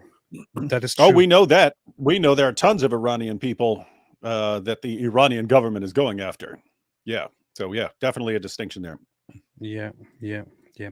So anyway, this guy here is an open enemy of America and Israel, and their primary thing, which they have been maintaining since their state was created, since their Islamic regime was created, is death to America and death to Israel. He himself has promised that soon both Israel and America will be destroyed. But then, yes, of course, you have these idiots, these imbeciles like Jax Dinkle come out and have an American flag on their profile and stand with Iran. Can you This please is- explain to me like what's the psychology behind those people? Like what's You their mean deal? You mean these this traitors of Iran? I'm sorry, I'm gonna say it like that. The Christ is king people kind of like mentality. Do you mean the ones that have been recently engaged in this whole thing, like Yeah, trying to not like politicize? I mean, I guess some people just say it Christ is king because they thought it's cool and they Yeah, just joined the so- trend. so- But then you know what I'm talking about. Yeah, so here's what happened. Now, Christ is king has always been a regular. No, I'm not talking about that. That doesn't matter. I'm just using that phrase to try I know, to I know, pinpoint to the I know. certain people. But you know how that happened, right? You know how it was a regular phrase, and then these Yeah, I anti-Semitic don't people know. picked it up. Christ is king. That doesn't bother me. I'm asking about the psychology of what. Yeah, like, he's those breaking it people, down. Like, Okay, I'm trying to He's summarize going the to issue. break it down for you. no, but it has nothing to Yeah, do if with you could Christ. is listen king. to it. Yeah, yeah. I know. Then why did you bring it into it? No, because like they have this Hey, psychology where they like, AP. What? Can you explain the whole crisis king thing? no. This is not what I'm asking. No. I'm saying. Okay, No, I get no, it, I'm not I get talking it. about. No, I'm not talking about the phrase. I'm not talking anything about the phrase. No, Can you explain the crisis king thing with me, but not bring up crisis king or explain it in any way? AP, can you do that? Actually, she didn't ask about the crisis king thing. She actually, to be fair, she did say she did ask about the people who have been Yeah, doing that we know. whole thing. Yeah, but you were about Um, to explain that. Yeah, Yeah, but I was yeah. about to explain it, but then she keeps stopping me and saying, "Oh, I'm not actually sorry. that I'm part." sorry. I'm sorry. I'm sorry. Okay, talk.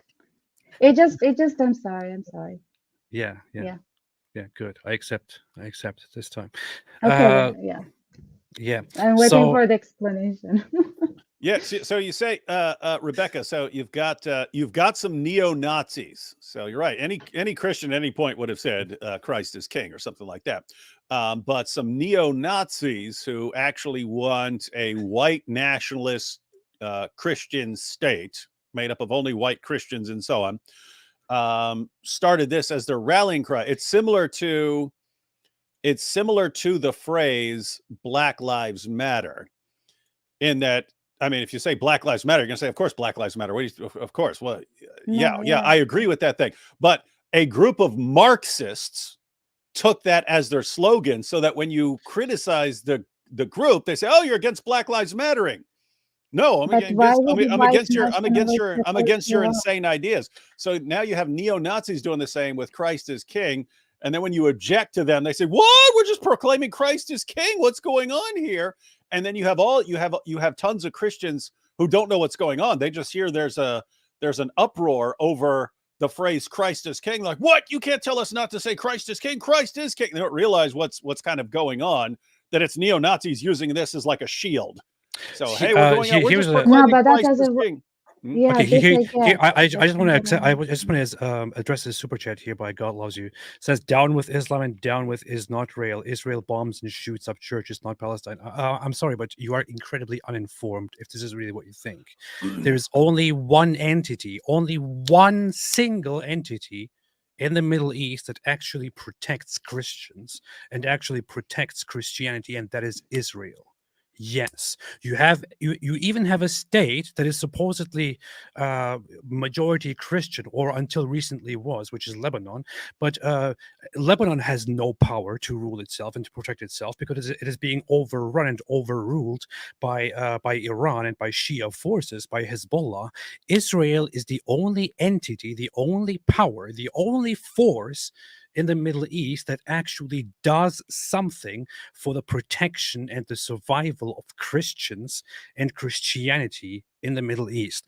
Unfortunately, while most Christians see that and are aware of that, some people, like this person, which comes in very handy because this is what we're talking about right now, falls into the propaganda of believing that Israel is actually destroying churches and bombing things in Palestine and all that. This is not what's happening.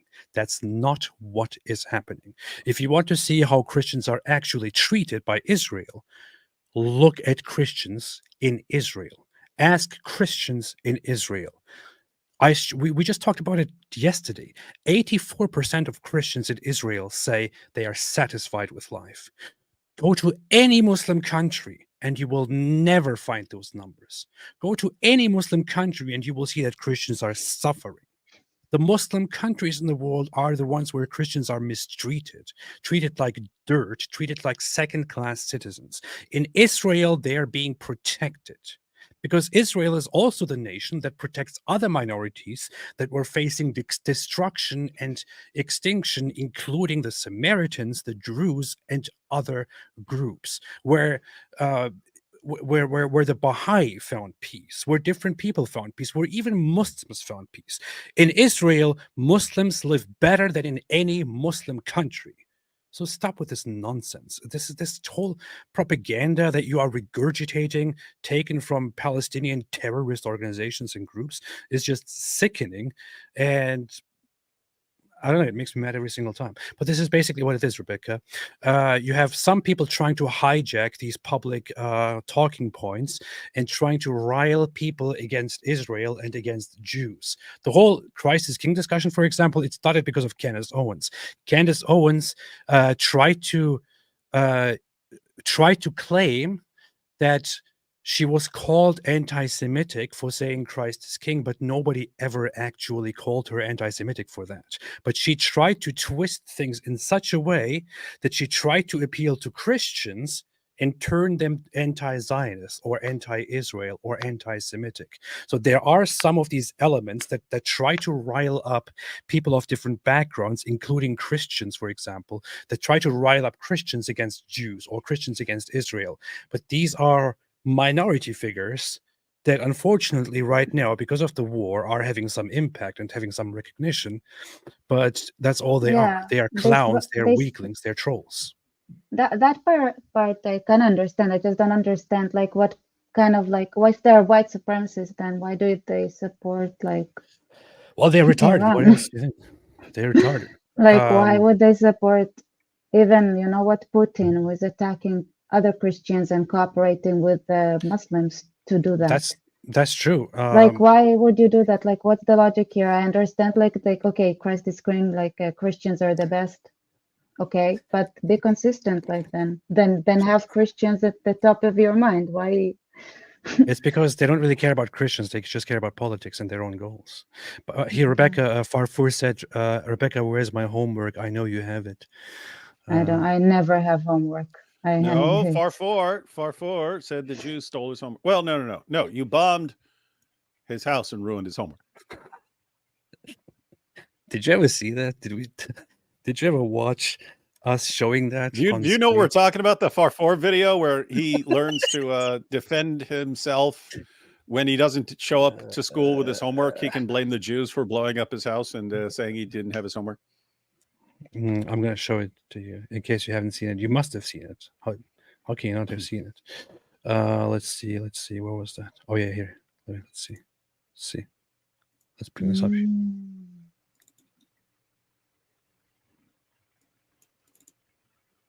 حصلتك في الامتحان الفرفور. هاي ورقتك مسحوبة. ايش عشان؟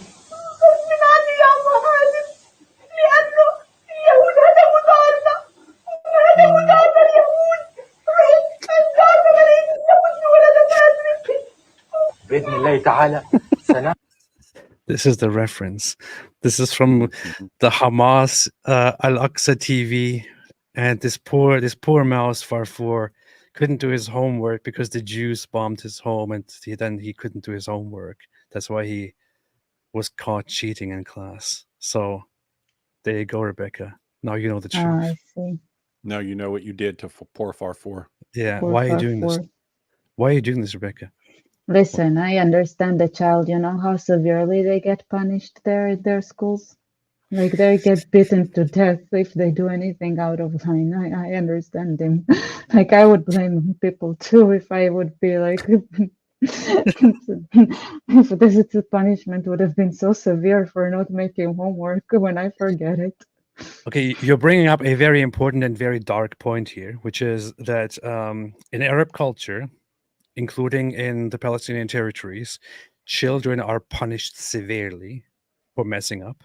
If in school you are doing, you're not doing your homework or you're messing things up, you get punished severely, and you might get beaten by teachers and or given certain punishments like having so many hits on your hands, on your bare hands. And you know what they do? They like hitting you really hard where it hurts and doesn't show. Yeah, like those two combos. Yeah. And then imagine they do that, and I know lots of people who are not familiar with the culture might be surprised by this, but this is actually very common in Muslim cultures and in Arab cultures, punishing the kids so severely for stuff like that. But on top of that, you have here Hamas TV teaching children basically that if they don't do their homework, they can just blame it on the Jews. So, to get away with it. Hold on. In defense of the child beating thing, they also beat their wives like that too. So. Oh yeah. And then the wives beat their children. So it's fair. Like that. So it's fair. Okay. It's not just the kids. That's how you treat your wife when she gets out of line too. That's true. Yes, that's true. So yeah, I'm sorry for being unfair to them. They also beat their wives. And of course, if your wife is a child, then she gets beat for being a child and for being your wife too. So they get. Matter of fact, you see that in the Muslim sources. It wasn't just Muhammad who beat Aisha. It was like Abu Bakr. Like everyone's just always beating the crap out of Aisha for one reason or another. Thank you, David. Didn't she lead an army at some point or something? Yeah, later on. Yeah, she led did an army after Muhammad's against. death. Yeah, she led After all that beating, she was already ready for it. Yeah, she was tough, and then she led an army of Muslims against another army of Muslims. That's very admirable, and also she let the goat eat the worst parts, so she somehow saved him in a weird way. But yeah. Muhammad beat her into becoming a smart leader. That's true. Uncle Ron, what would happen if an Iranian missile accidentally destroyed the Dome of the Rock? Would that free up the area for rebuilding the temple? That's actually a good point. Maybe Israel should just let it happen so they can have an excuse to build the temple. Yeah. Mm-hmm. That would be kind of funny. Oh, since you guys took it out, we got to rebuild something. What should we rebuild here? The dome? Let's build something different this time. I know. How about a temple? How about we start with getting the Jordanian Waqf out of there? Yeah. Beast mode. Do you think Iran will follow up the drone attack with a ballistic strike? They officially declared that they did fire ballistic missiles together with the drones, although there is a little bit of confusion because ballistic missiles shouldn't take more than 20 minutes to arrive from Iran to Israel. And for 10, 20 minutes, nothing happened. And there were no signs of ballistic missiles. Israel then said that they have intercepted missiles. But I don't really know. But given the situation, it looks like something doesn't really add up. Maybe Iran only fired a few missiles because they didn't know how to properly do it, or because they don't have the means, because they're poor. I don't know what exactly happened, but they already did their best. This is the best Iran can do. I mean, the missiles go outer space, then you wouldn't really see it, I guess. I guess so. Let's see. Yes. I wonder why Iranians even believe in Islam when the Quran says that Alexander was a Muslim and Alexander actually conquered Iran. Their own history disproves Islam. Such a joke. Well, everyone was a Muslim, if you're going to ask Muhammad and the Quran. So, to be fair, yeah, that's the issue. Matan Shapira, thank you so much for covering the politics of this, Ritva. My friend and I were watching Channel 12 during the crisis, unsure of ramifications. I wish you all the best, and thank you for being here, and stay safe and all that. I'll try my best. We'll probably a little bit more tomorrow. I don't know if you want to talk about the terrorist attack or that attack in Sydney, David. You messaged me earlier about that as well, but I don't know if there are any updates on who that guy actually was and what the motives were and all that. I'm not sure what's going on. Yes. No, we told IP we're going to go through his new video. Oh yeah, we're going to do that. It's good. That's well, good. I'm going to watch it tonight. I'm going to watch it tonight and see if it's lame. But I mean, IP usually makes pretty good videos. So yeah, I shared it on my community tab, although it's a very pro-Christian video because I'm, of course, a secret Christian, as everyone knows. Yeah. Michelle Moffat said, Hey, Rebecca. Hope you guys are okay. Your videos are fab and saw your Iran video a couple days ago, praying for you guys in Israel. You see, Rebecca. Thank you. Actually, I like her comments. They're good. Nice. I always read them in my channel. So. That's nice. That's good. That's good. You're making some good videos and you're getting some good views and putting out. Oh yeah, I didn't give a shout out here because I'm a very rude host usually. So, but you can find Rebecca on here on YouTube as well, and I have been sharing her stuff on my community tab for quite a while now. And wow, you're almost at 5,000 subscribers. That's pretty good. So check it out. Check it out here, Rebecca Barsef. You can find it right here. Go and subscribe to see and hear more from Rebecca. She's good. Yeah. Almost 5,000. We're doing this.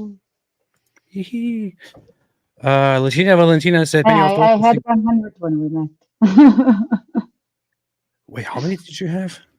170, I think. Hey, that's right. That's right. That's right, David. When we were in Israel, she only had she had 100 subscribers or so. Well, now she has almost 5,000. Yeah. Yes. That is funny. That is funny. Well, it's a good thing we met, right? Things change, so it means I exist. That's good. Latina Valentina said, many of those who think Israel can only kill the exact number who were attacked in October have no problem with the U.S. response to Pearl Harbor or 9/11.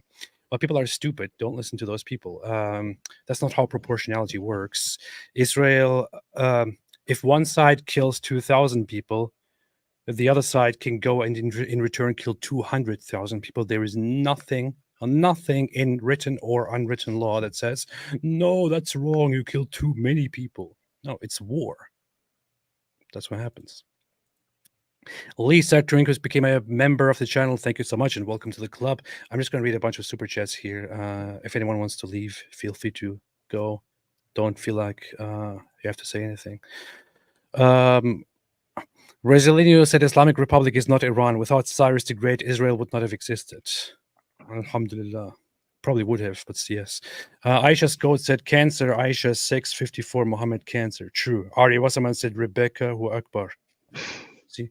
Alhamdulillah. Hello Outsider says you should watch the videos of David Menzies getting arrested in Canada for reporting on Hamas protesters. Gotta check it out.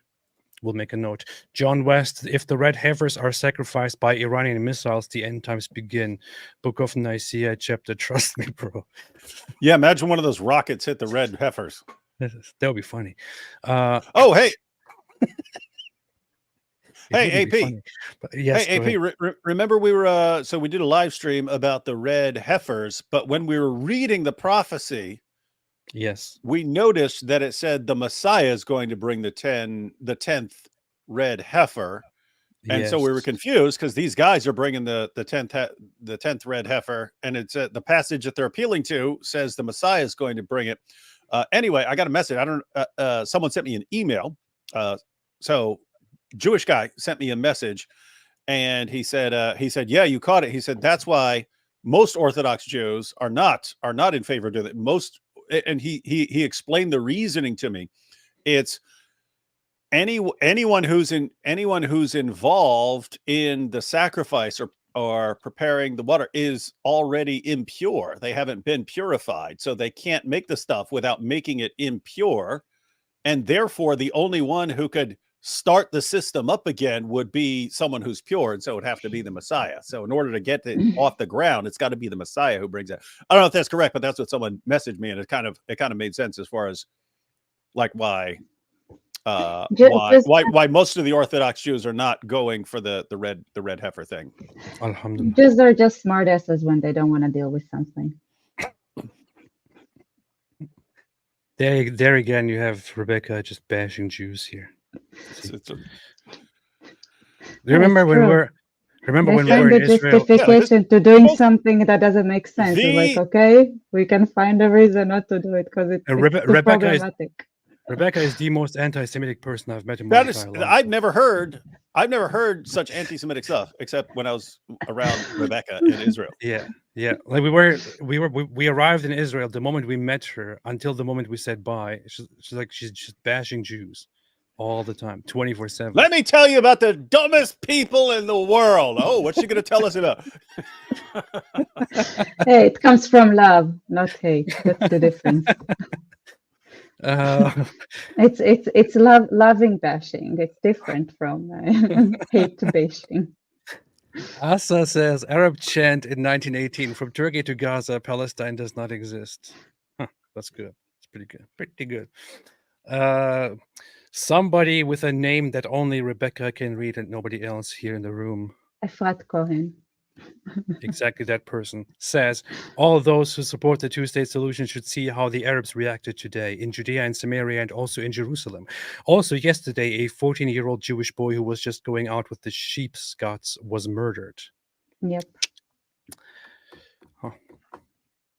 Yeah, the entire idea of a two-state solution, I'm sorry, but it's not possible anymore. It's dead. That whole idea should be dead at this point. It's a dumb idea. It clearly doesn't work. It clearly won't work. It is a very dumb attempt. It's the perfect move. Sid Dave said Muslims thought they had won the Crusades, but they were wrong. Christians waited 800 years for their final move. It was the perfect move. Saladin must be crying in his grave. Saladin. No, it's Saladin. Apostate Saladin. The salad must be crying in his grave. That'd be a cool name for a channel. Apostate Saladin. And it could be like super boring. Yeah. That's funny. D. Baudreau said, what happened to ceasefire now? Why are they celebrating? Well, they want ceasefire when it looks like they're losing, but they want to continue when it looks like they're it never even looks like they're winning. I don't even know what the hell these idiots are thinking. But when it looks like they're making a strike, then they're like, yeah. But as soon as the response comes, they're like, ceasefire now, please, please, ceasefire. That's how it usually goes. I recently I just earlier today got a reaction from a Muslim in my responses on Twitter who said, keep crying like a baby in Pampers. Ha ha ha ha ha ha ha. And it's so funny because these Muslims, it looks like they can never decide if they are being genocided right now or if they're winning. It's always like, yeah, we're winning, go cry. And then 2 seconds later, it's like, this is genocide. Genocide. Man. It's DC, genocide because Jews are not humans, so it doesn't count if they get hurt. that's a good point. DC Isaac said, did you see that girl who threatened to murder a city council for not supporting a ceasefire, crying during sentencing? FAFO still alive in America. I saw that. That's a very funny instance. I don't remember where it was, but at a city council, this protester went and gave a speech and basically finished it with, and I think she's from a Hindu background and very anti-India as well. It's one of those No, crazy I people. think there is like some movement, like a communism in India, being a little bit of Mhm. She's from India, but apparently, so there were tweets from her where she insults India and the Indian government and all that. I don't know. yeah, they don't like the Hi there, Bharat, like the nationality movement of the India. Mm-hmm. None of you care because you guys don't care about anything happening in Palestine or any other country where oppression occurs because you don't care about the oppression occurring here. And I understand that you guys are all horrible people, but the thing is, 2,300 people being evicted in the last year, those are votes. And you guys, those are votes to win here in Bakersfield. And while you guys parade I don't guns, know what these people are thinking, but this is a city council in California. And she is in a city council in California. She's saying, you don't care about the lives in Palestine. Where do you think you are? I mean, just imagine the response. There's nothing that we have power over that affects what's going on over there in any way. We can make any sort of resolution right now. It doesn't protect Hamas. It doesn't protect Hamas from being hunted down by the IDF at all. So are you just telling us to waste our time? Is that what you're saying? Yeah. Make a statement now. A legislation against Israel. No. Okay, we'll make it. Nothing's going to happen. Yeah, sure. around as a Hindu holiday called Chaitra Navratri. It starts off this week. I remind you that these holidays that we practice, that other people in the global south practice, believe in violent revolution against their oppressors. And I hope one day somebody brings the guillotine and kills all of you motherfuckers. The increased criminalization for no need other than you don't like when people come and hold you guys accountable for introducing ceasefire resolutions, because the only escalation in violence has been by you all. And so there's no need to continue. In the last 5 years I've attended city council meetings, there's never been metal detectors. There's never been more cops.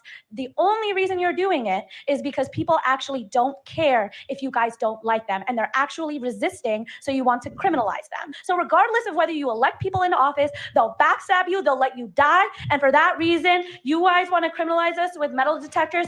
We'll see you at your house. We'll murder you. Whoa, what the heck? Next speaker, please. Whoa. What, next speaker? No. We're going to murder you. Next speaker. No, hold up. Lance, followed by Kev, followed by Valeria. Ms. Patel, that was a threat, what you said at the end. And so the officers are going to escort you out and take care of that. So they actually arrested her, and as far as I have seen, let's see what the latest is on that. Riddhi Patel, faces 18 felony counts over alleged threats. Oh yeah, they're probably saying a charge against each person that Yeah, she yeah. threatened. You know what I mean? In other words, if it's you all, we're going to show up at your houses. That's a threat to every person How who was there. stupid can you be? Did you actually go to a Pretty city stupid. council in the presence of authorities and you say, we'll murder you all? Yeah, what was That- crazy was the first one when she said, "I hope you all die." That's like that's still within the line. Like, I hope some. That's in the same ballpark as like Ali Dawa saying, "Yeah, once we in an Islamic state, then you guys are going to be executed." So it's not actually threatening someone. It's saying, you know, I want it to happen in the future, but it's not actually a direct threat. When you say, "Hey, we're going to be at your house and we're going to kill you," yeah. I am kind of surprised that this a city council in California actually stopped her and made sure that she's arrested, because I would expect a city council in Yeah. California, after she says we'll murder you, to say, yay, Hey, probably make her the new governor. yay, Oh, woo." she's going to be the new governor because she's passionate about making a difference. So I am a little bit surprised about that, but here's a video of her. Redi Patel crying in court after being charged with 16 felony counts over threatening to murder city councilors in Bakersfield unless they voted to endorse a ceasefire in Gaza.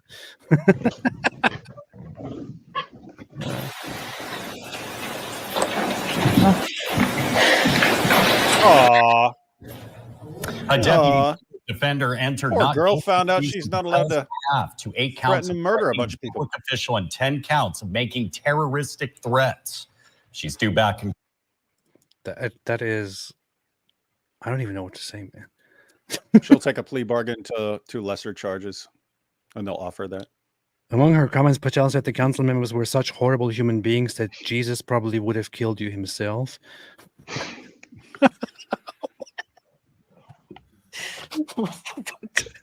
What's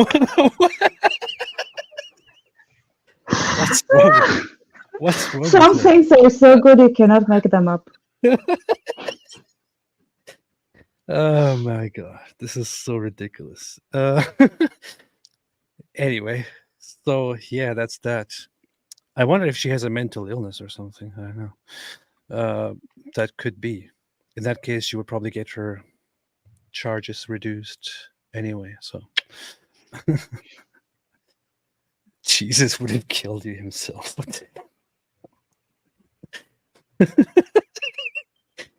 The Devious Orange said, I was having a Teams conference with my family in Tel Aviv before the warning sirens went off. It is quite surreal. That is very, very bad. But hey, you're fine. IDF said nothing happened. It was just a little scratch. So that's what the IDF said, because IDF is strong. Adi Wasserman said, if you had to choose between 1.6 million Muslims and a cow, would you choose Rebecca? That's up to you, Ari. That's up to you. Am I the cow? Yeah, because that could be interpreted. It could be interpreted that way, right? guess. My brother liked calling me that when we were little, so maybe He liked calling you a cow. sometimes. Oh, that's good. That's good to know. Maybe you are the red heifer. I don't know. Oh my God, please don't sacrifice me. That's the wrong religion.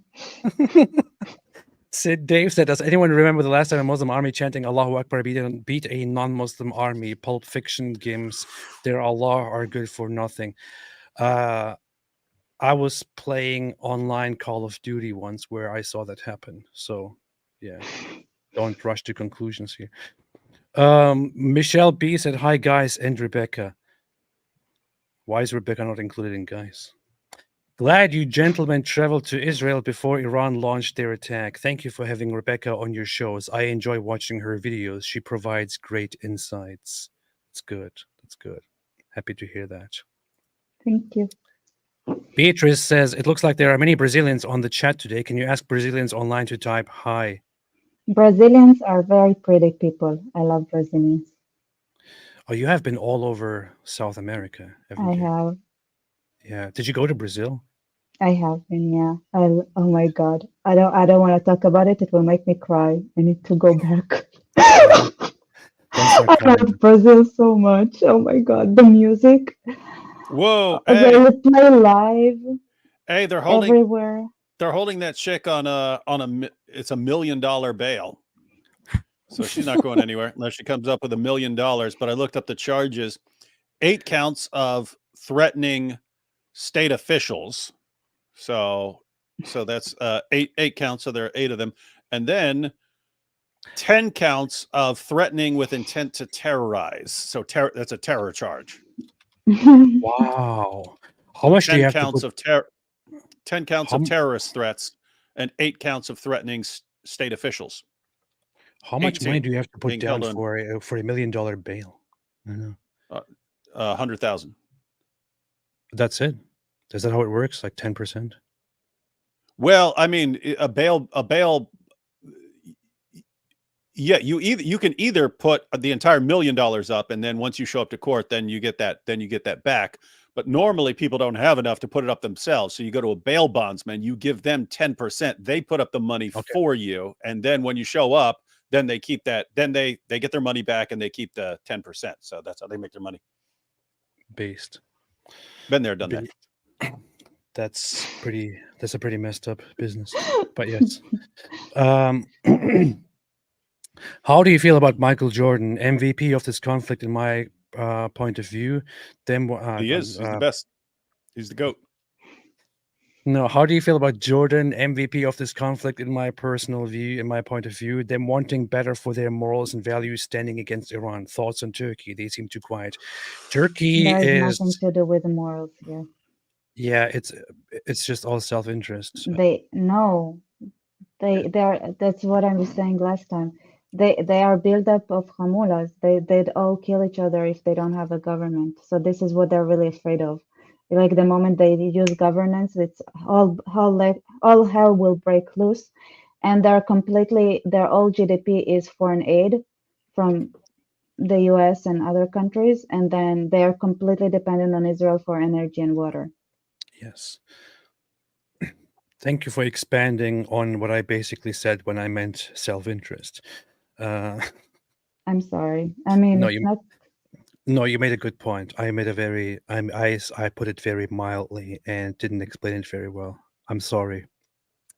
I mean, everybody does everything for self-interest, but they're like completely like they're like patients with infusions. You know, they cannot take the IV out. Yeah, yeah.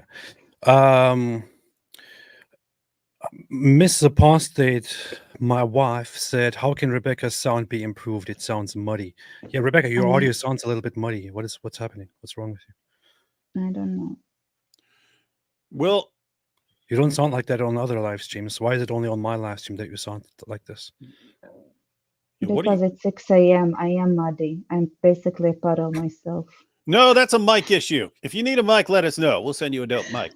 I actually need them. I guess I need a mic. I guess I need to try to understand like what mic I need and stuff like that. Yeah. You should get yourself a mic. Don't be an amateur. I saw a comment here that I wanted to look at, but whatever. It's gone now. How do you feel about Jordan? Morals, thoughts on Turkey? Yeah, we answered it pretty much. Turkey is disgusting. I prefer chicken. Turkey should be slaughtered for nothing. Matty said, "I'm praying for Israel right now. I love you, Playas, AP, and the Dizzle. Good work, Cubber from Australia." Thank you so much. I appreciate that. However, I will ban you for calling us players. Thank you. Sheba became a YouTube member. Thank you so much. Welcome to the club and to the cult. Hey, I looked up cobber. It says it's an Australian term for pal. Oh, like buddy. Really? They say cobber. Yeah, I was like, what? Yeah, I was like, hey, you don't call me a you don't call me a cobber. How dare you call me a cobber? You are a cobber. Yeah. Yes. I read Muhammad Aisha stretch out in front of him every time he prayed. It made me sick. Did you know this? No, actually. Well, Actu- that's not every time he prayed. Yeah, what you actually have in the Muslim sources, Muhammad saying that your prayer is canceled if there's a woman, a dog, or a donkey. But then Aisha objected. She said, "What are you talking about? Muhammad used to always pray with me right in front of him." And she would say, there's a bunch of these hadiths where she said, and I had, that she was between him and the Qibla. So the Qibla's over there. Aisha's right in front of him. And there are these hadiths where each time he prostrated, he hit her legs or pinched her legs or something like this. So she said, and I would pull my legs back. And then when he stood up, I'd put my legs down again and stuff. And anyway, it's just the real example the real takeaway there, apart from, him bowing down in front of, with Aisha right in front of him, is the hypocrisy. He's telling other people that, the presence of a woman in front of you specifically nullifies your prayers, and he does it routinely with Aisha, which means the rules just don't apply to him. Yeah. I heard, by the way, that's also what generally Kikuchu does when he prays.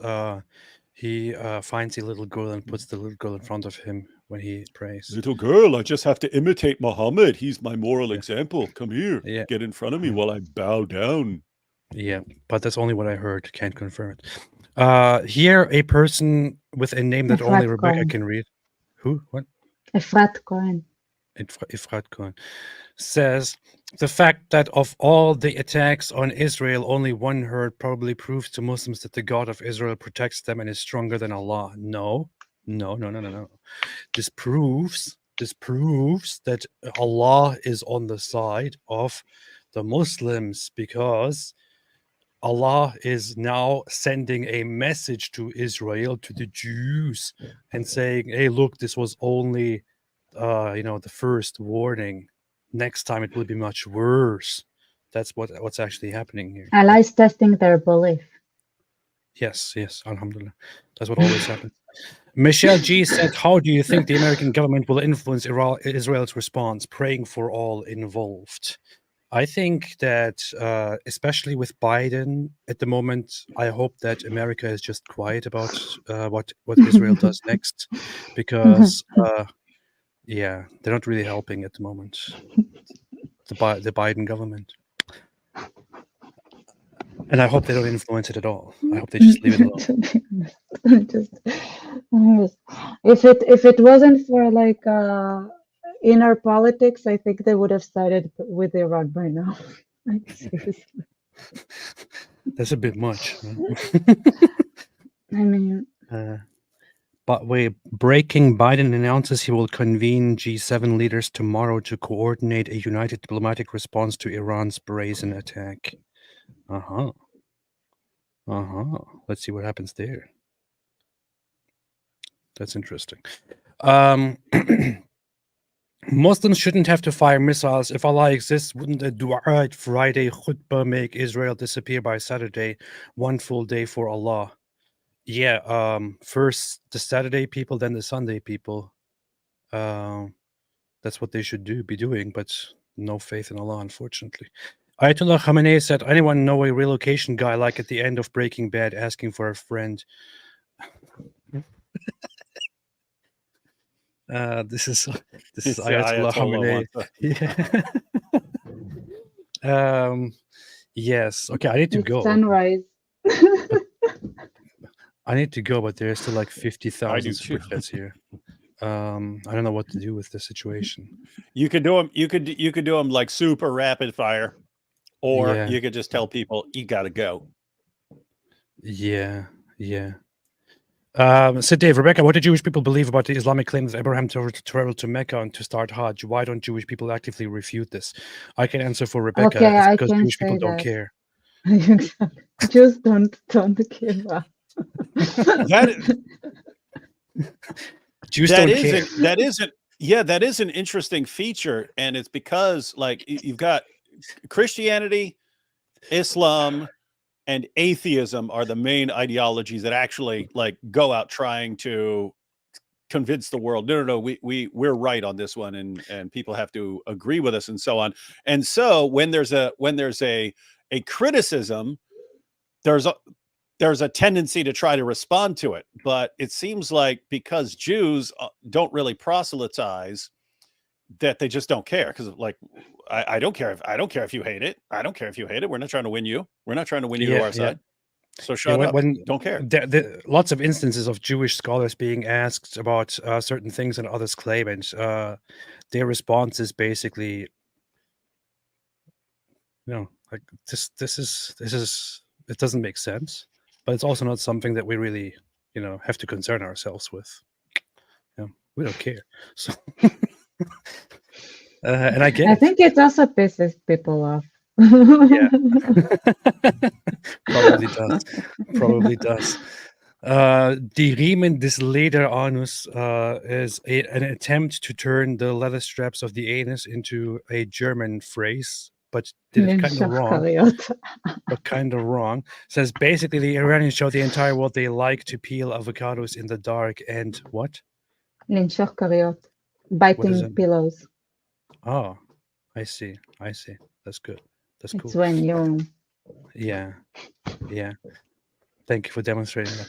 YSP said, Rebecca, maybe we'll have an April rain instead of October one. I'm a winter guy, so I'm kind of exciting for what will come. I have no idea what this is about, but yes, I agree. Yes. Haj Rayan Al-Ghazlani says... I love this profile. Ryan Al-Ghazlani. This Ryan Gosling. Ray Mojab and Quran on Jews avoiding death. Didn't the Jews of Medina choose death rather than convert to Islam? Yeah, that's what Jews. That's what kinda Jews do. They'd rather die. Yeah, that's what they do. I heard a lot of stories like that of people that were given a choice and were like, nah, I'd rather be dead. Yeah. The second mile said, "Oh, AP, this is a good question. Like, do they actually have a person in mind, or is this just a hypothetical?" AP, würdest du in Deutsch eine Debatte mit bekannten Dawaisten zu ist Mohammed ein Prophet? Darn right. Do it in a heartbeat. Wir könnten versuchen, dies zu organisieren. So it says, would you want to have a debate with a Dawa guy in German about whether Muhammad was a prophet? I would. Darn right. Do you have anyone in mind? I would like to debate. What's the guy's name again? Pierre Vogel. I would like to debate that guy. I doubt it's going to happen, but that would be funny. Debate Ali Dawa, but in German. Oh yeah, that would make sense. That would make sense. It would be the same result anyway. Ali Dawa would be, Apis is nicht gut. Er ist nicht gut. Ist tot. We'll make him tot. Oh man. Yeah. I have these videos from this guy. I'm just trying to find the videos in my personal folders among all the Hitler videos that I otherwise have and watch all the time. Here I have this video from this German Dawa guy. Sie kennen zwei Leute. This is like the Jewish dream. Masse bringen. Menschen bringen. Wir müssen die Dawa in jedes Haus bringen. Wir müssen die Dawa. All the memories.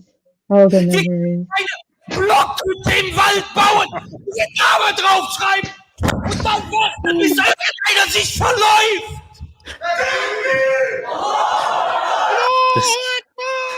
This guy is the best. This is like a perfect combination of German and Dawa. This is Pierre Vogel. He's the best. I want to debate this guy. Yeah, that dude is like if Adolf Hitler had a love child with Daniel Hikikatu. That'd be the dude right there. Yeah. Or here, another case. Das ist das Problem. Glauben Sie mir, das ist das Problem. Das Problem sind die Ideen im System. Das Bier. Das Bier. Das Bier. Drink beer. Oktoberfest. This is the best. I want to debate this guy. So but jokes aside, even if it's not this fantastic guy who is my hero, I would like to do a German debate as well. That would be kind of funny. Farfour said, Mr. Apostati, Allah will not be pleased. He's read more books than you. What color is your holy book? My holy book's color is pink, and Allah has never read a single book in his life. So don't come at me. Govan said, if you haven't, check out Persona Non Grata by Oliver Stone. The music during the opening montages is goat. I will do it tonight. Pune Toon said, Adonai Imachem. God is What is with it? you. Oh, nice. Cool. GG Ryder says, if Iranian leaders told Biden to GTFO the White House, he would apologize and hand over the USA. This is, I mean, isn't it what he's doing with the southern? What did they try to do with the southern border or something? Like this sounds like. Yeah. He basically said, "Oh, guys, if you just want to come into the White House, And I will literally permit you." just guys. Why just guys? Why not bring girls? Girls are not welcome. Only guys are welcome. The bro culture in the US went too far. Yeah, that's true. You That's guys true. are not inviting girls anymore. Only guys are allowed to go in. Nobody likes girls. Chrome said, should Israel and the US back the Iranian people who want to destroy Islamic Republic government and replace it with a friendly democracy? You know what? I have a lot of thoughts about the Islamic regime of Iran. However, the last time that America interfered in Iranian regime change politics, it didn't go very well. So leave it to the people of Iran themselves. Unless, of course, at first a war You happens can't really and leave they're it to destroyed. the people, but you Yeah. need like a temporary something in between to set up the system. Yes, that's what they do. Christoph Keating said the difference is Black Lives problematic. Matter It's is an hard. organization with a manifesto and a website and headquarters. I don't believe you. Chameleon said, easy. Christ is King has nothing to do with Christ. It's the new war cry against the Jews, like Heil Hitler or Allahu Akbar. Unfortunately, that is what some of these people try to do. And the first people who should be angry about this or upset by this or concerned about this should be Christians who witness that these people come along and try to hijack Christian sentiments in order to turn them into anti-Jewish slogans. Matt said, I still say Christ is King because he is a statement of fact and shouldn't be used as a slur. Exactly, that is the problem. Some people are trying to use it, and you shan't do that. Aisha's goat said, I love Rebecca and Vi Brazilian. You see, there's a goat that is in love with you, Rebecca. Mhm. Yeah. I like Now you have- goats. I now you like have goat cheese. Now you have goat falling in love. It's my favorite type of cheese, and I don't like other types of cheeses. So. You already read this. I already heard this. What's wrong with you? Apostate Boo-hoo said, how do you think Farfour feels seeing the person who bombed his home on your stream? Be more compassionate. That is true. I should have considered that before inviting Rebecca here with me, when she is clearly the person who bombed Farfour's home and made him miss his homework. Yeah, I And sa- probably didn't even notice. Just walked around. Ansett Lee said, "Dear AP, what time is it, Rebecca, over there?" It's like obviously 6:15 a.m. When do you think I'm like that for no reason? No, that's why I'm asking, because you sound like you're sleeping. But yeah, it's 6 a.m. in the morning in Israel right now. Ansett Lee said, "Dear IP, I find a disturbing fact that every time I review your clips, ads about how miserable Gazan children pops up. Of course, I know they are living terribly, but guess who are responsible for that? Hint, not the Jews." That is true. I'm not sure what to add to this thought, to be Poor very honest. children. But yeah, Poor kids. war. Loney Crow said, Rebecca speaks bad of No, Jews. their When parents Louis are the C.K. was in punishment. Israel, he promised not to change anything just because it's in Israel. Then first thing he said was, so here's the problem, fucking Jews. I love Louis C.K. so much. It's so funny. So here's the problem. That's amazing. I love that.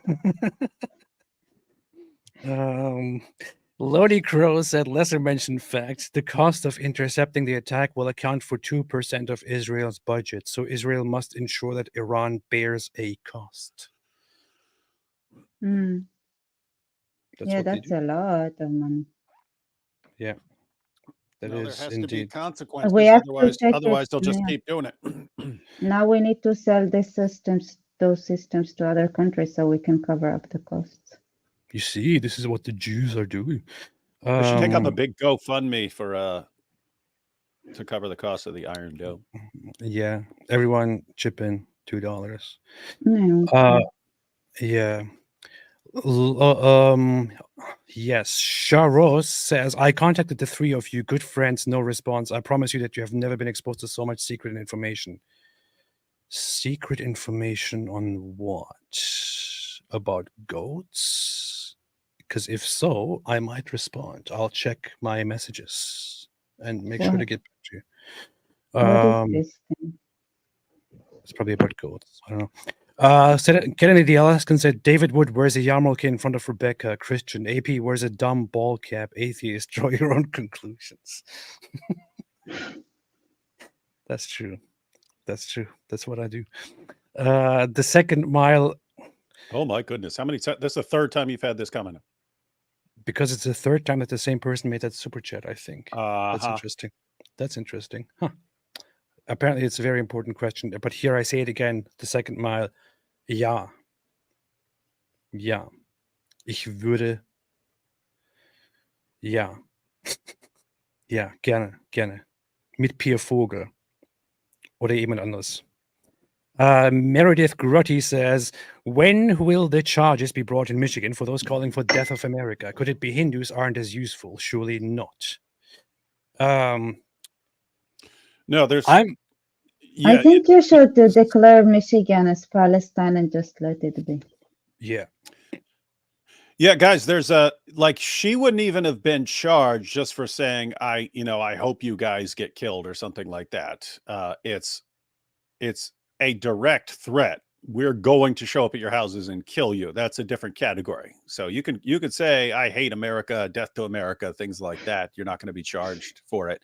If you say, hey, I'm going to kill you, then you could be charged. Yeah, yeah.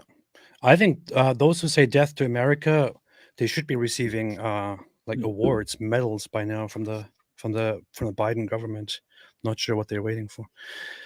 To be fair, Joe Biden actually made a statement on it and said, we do not want the votes of those who chant death to America. So I was a little bit surprised because I was kind of waiting for him to give them medals. Not sure what happened. Wow. Maybe there was like a moment where the drugs they used to make him agreeable didn't work and he was like, what? That's a good theory. By the way, that's it's a drug now in the South America that makes you super agreeable. You just agree to anything that people ask you for. That's good. That's good. Everyone should have that drug. Sunglasses at Night said, you think the Western world will be smothered with protests against the brutal genocide of the most peaceful Republic of Iran when shite gets hot? Enjoy these Canuck shekels and try the red heifer barbecue sandwich. It's delicious. Thank you. No, I think about red heifers here, man. Yeah, have some respect about the red heifers. I heard they taste good. When things get actually serious, I think things will get serious, and the whole "I stand with Iran" things will stop, or we will just get rid of all of those who protest. I just goat said once again, I love Rebecca and Vi Brazilian. I don't know what this goat has with you, Rebecca. But you have a goat fan now. Drake Long said, what do you think Russia's interest will be in the conflict, considering their weapons purchases and need for Iran's suicide drones, etc.? Iran probably has a deal with Russia to stick together and engage in whatever happens, because despite the fact that Russia is significantly stronger and larger and more impactful than Iran has been supplying Russia with weapons and with missiles during this Ukraine war, and I'm pretty sure that has consequences. And I'm pretty sure that a country like Iran, that is one of the great evils in this world, will make good use of that. So there is that part. It's just also- it's Russia's like bottleneck, the weapon production. It's pretty slow and like outdated. Drake Long, I also noticed that you made a super chat of $6.66. This did not evade my perception. Yes. The Oracle of Whimsy says Trump pulled US troops out of Syria while people got stoned on the precious US embassy. Trump is not a friend of Israel. Well, I tell you something. I don't need friends. I just need people that don't go against like logic and common sense. So you hear it here. Rebecca said, I don't need friends. Like all no, right. no, specifically me. I need friends. I mean, just between countries, like you scratch each other backs when like the ways that make sense. Yeah. Gillian said, LMAO, no one is afraid of Russia these days. That is true. And Russia has really embarrassed itself in front of the world with the whole disaster that is the invasion of Ukraine.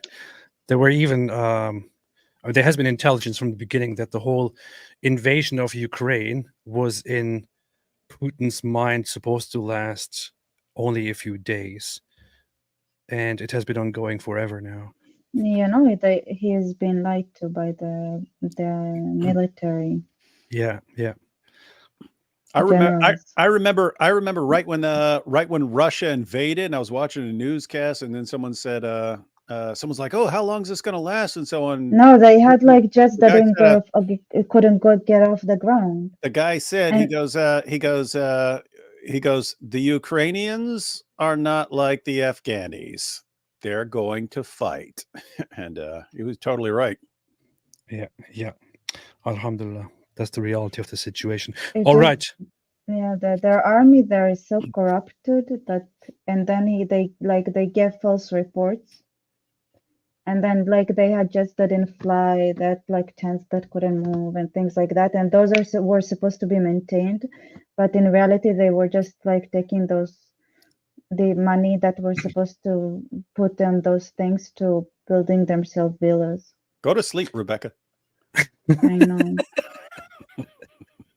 Definitely. You should also look into the quality of and the discipline of Russia's military. It is incredibly poor, and They don't want to be there. Russian military is heavily demoralized and And they not have this treated very custom well. that's called Dedovshchina, where a lot of times it ends with a death. So like the older soldiers would like terrorize the younger ones, and sometimes it's so bad that they die. That's cool. All right. Ziv said, Rebecca, can I be your friend? Yes, No, Rebecca. it says, I can be wants- your friend. I can be your friend. It's a dog. Now you have a dog wanting to be your friend. Dude, I only seem nice online. You don't want to get into Yeah. it. really. The Oracle of Whimsy said, I am Israel. He's not our friend. Okay. Yes. All right. Thanks, everyone, for watching. David said, what is more important? Is Drake a Jew? Dissed Kendrick Lamar, and Iran had to respond. Drake is an asshole. Yeah. I like Kendrick Lamar. I don't know who Kendrick Lamar is. I just know Drake because I know like he knows like Sur family. You know what? You know what's funny? On Spotify, which I regularly listen to explore lots of music, there's only one artist on Spotify that I have marked as muted and never recommend any song by this artist. Yeah, I and don't that is- like him either. and that is Drake. If I get a recommendation that involves that guy, I'm like, oh, get out of here, man. I don't know why, but it's so annoying. like some of my family knows him, but like he's You see, they all know each other. Trying to the rule the world. Jews. Yeah, we're not that Yeah, far like this. Like we're pretty closely connected. yeah, most of us. yeah.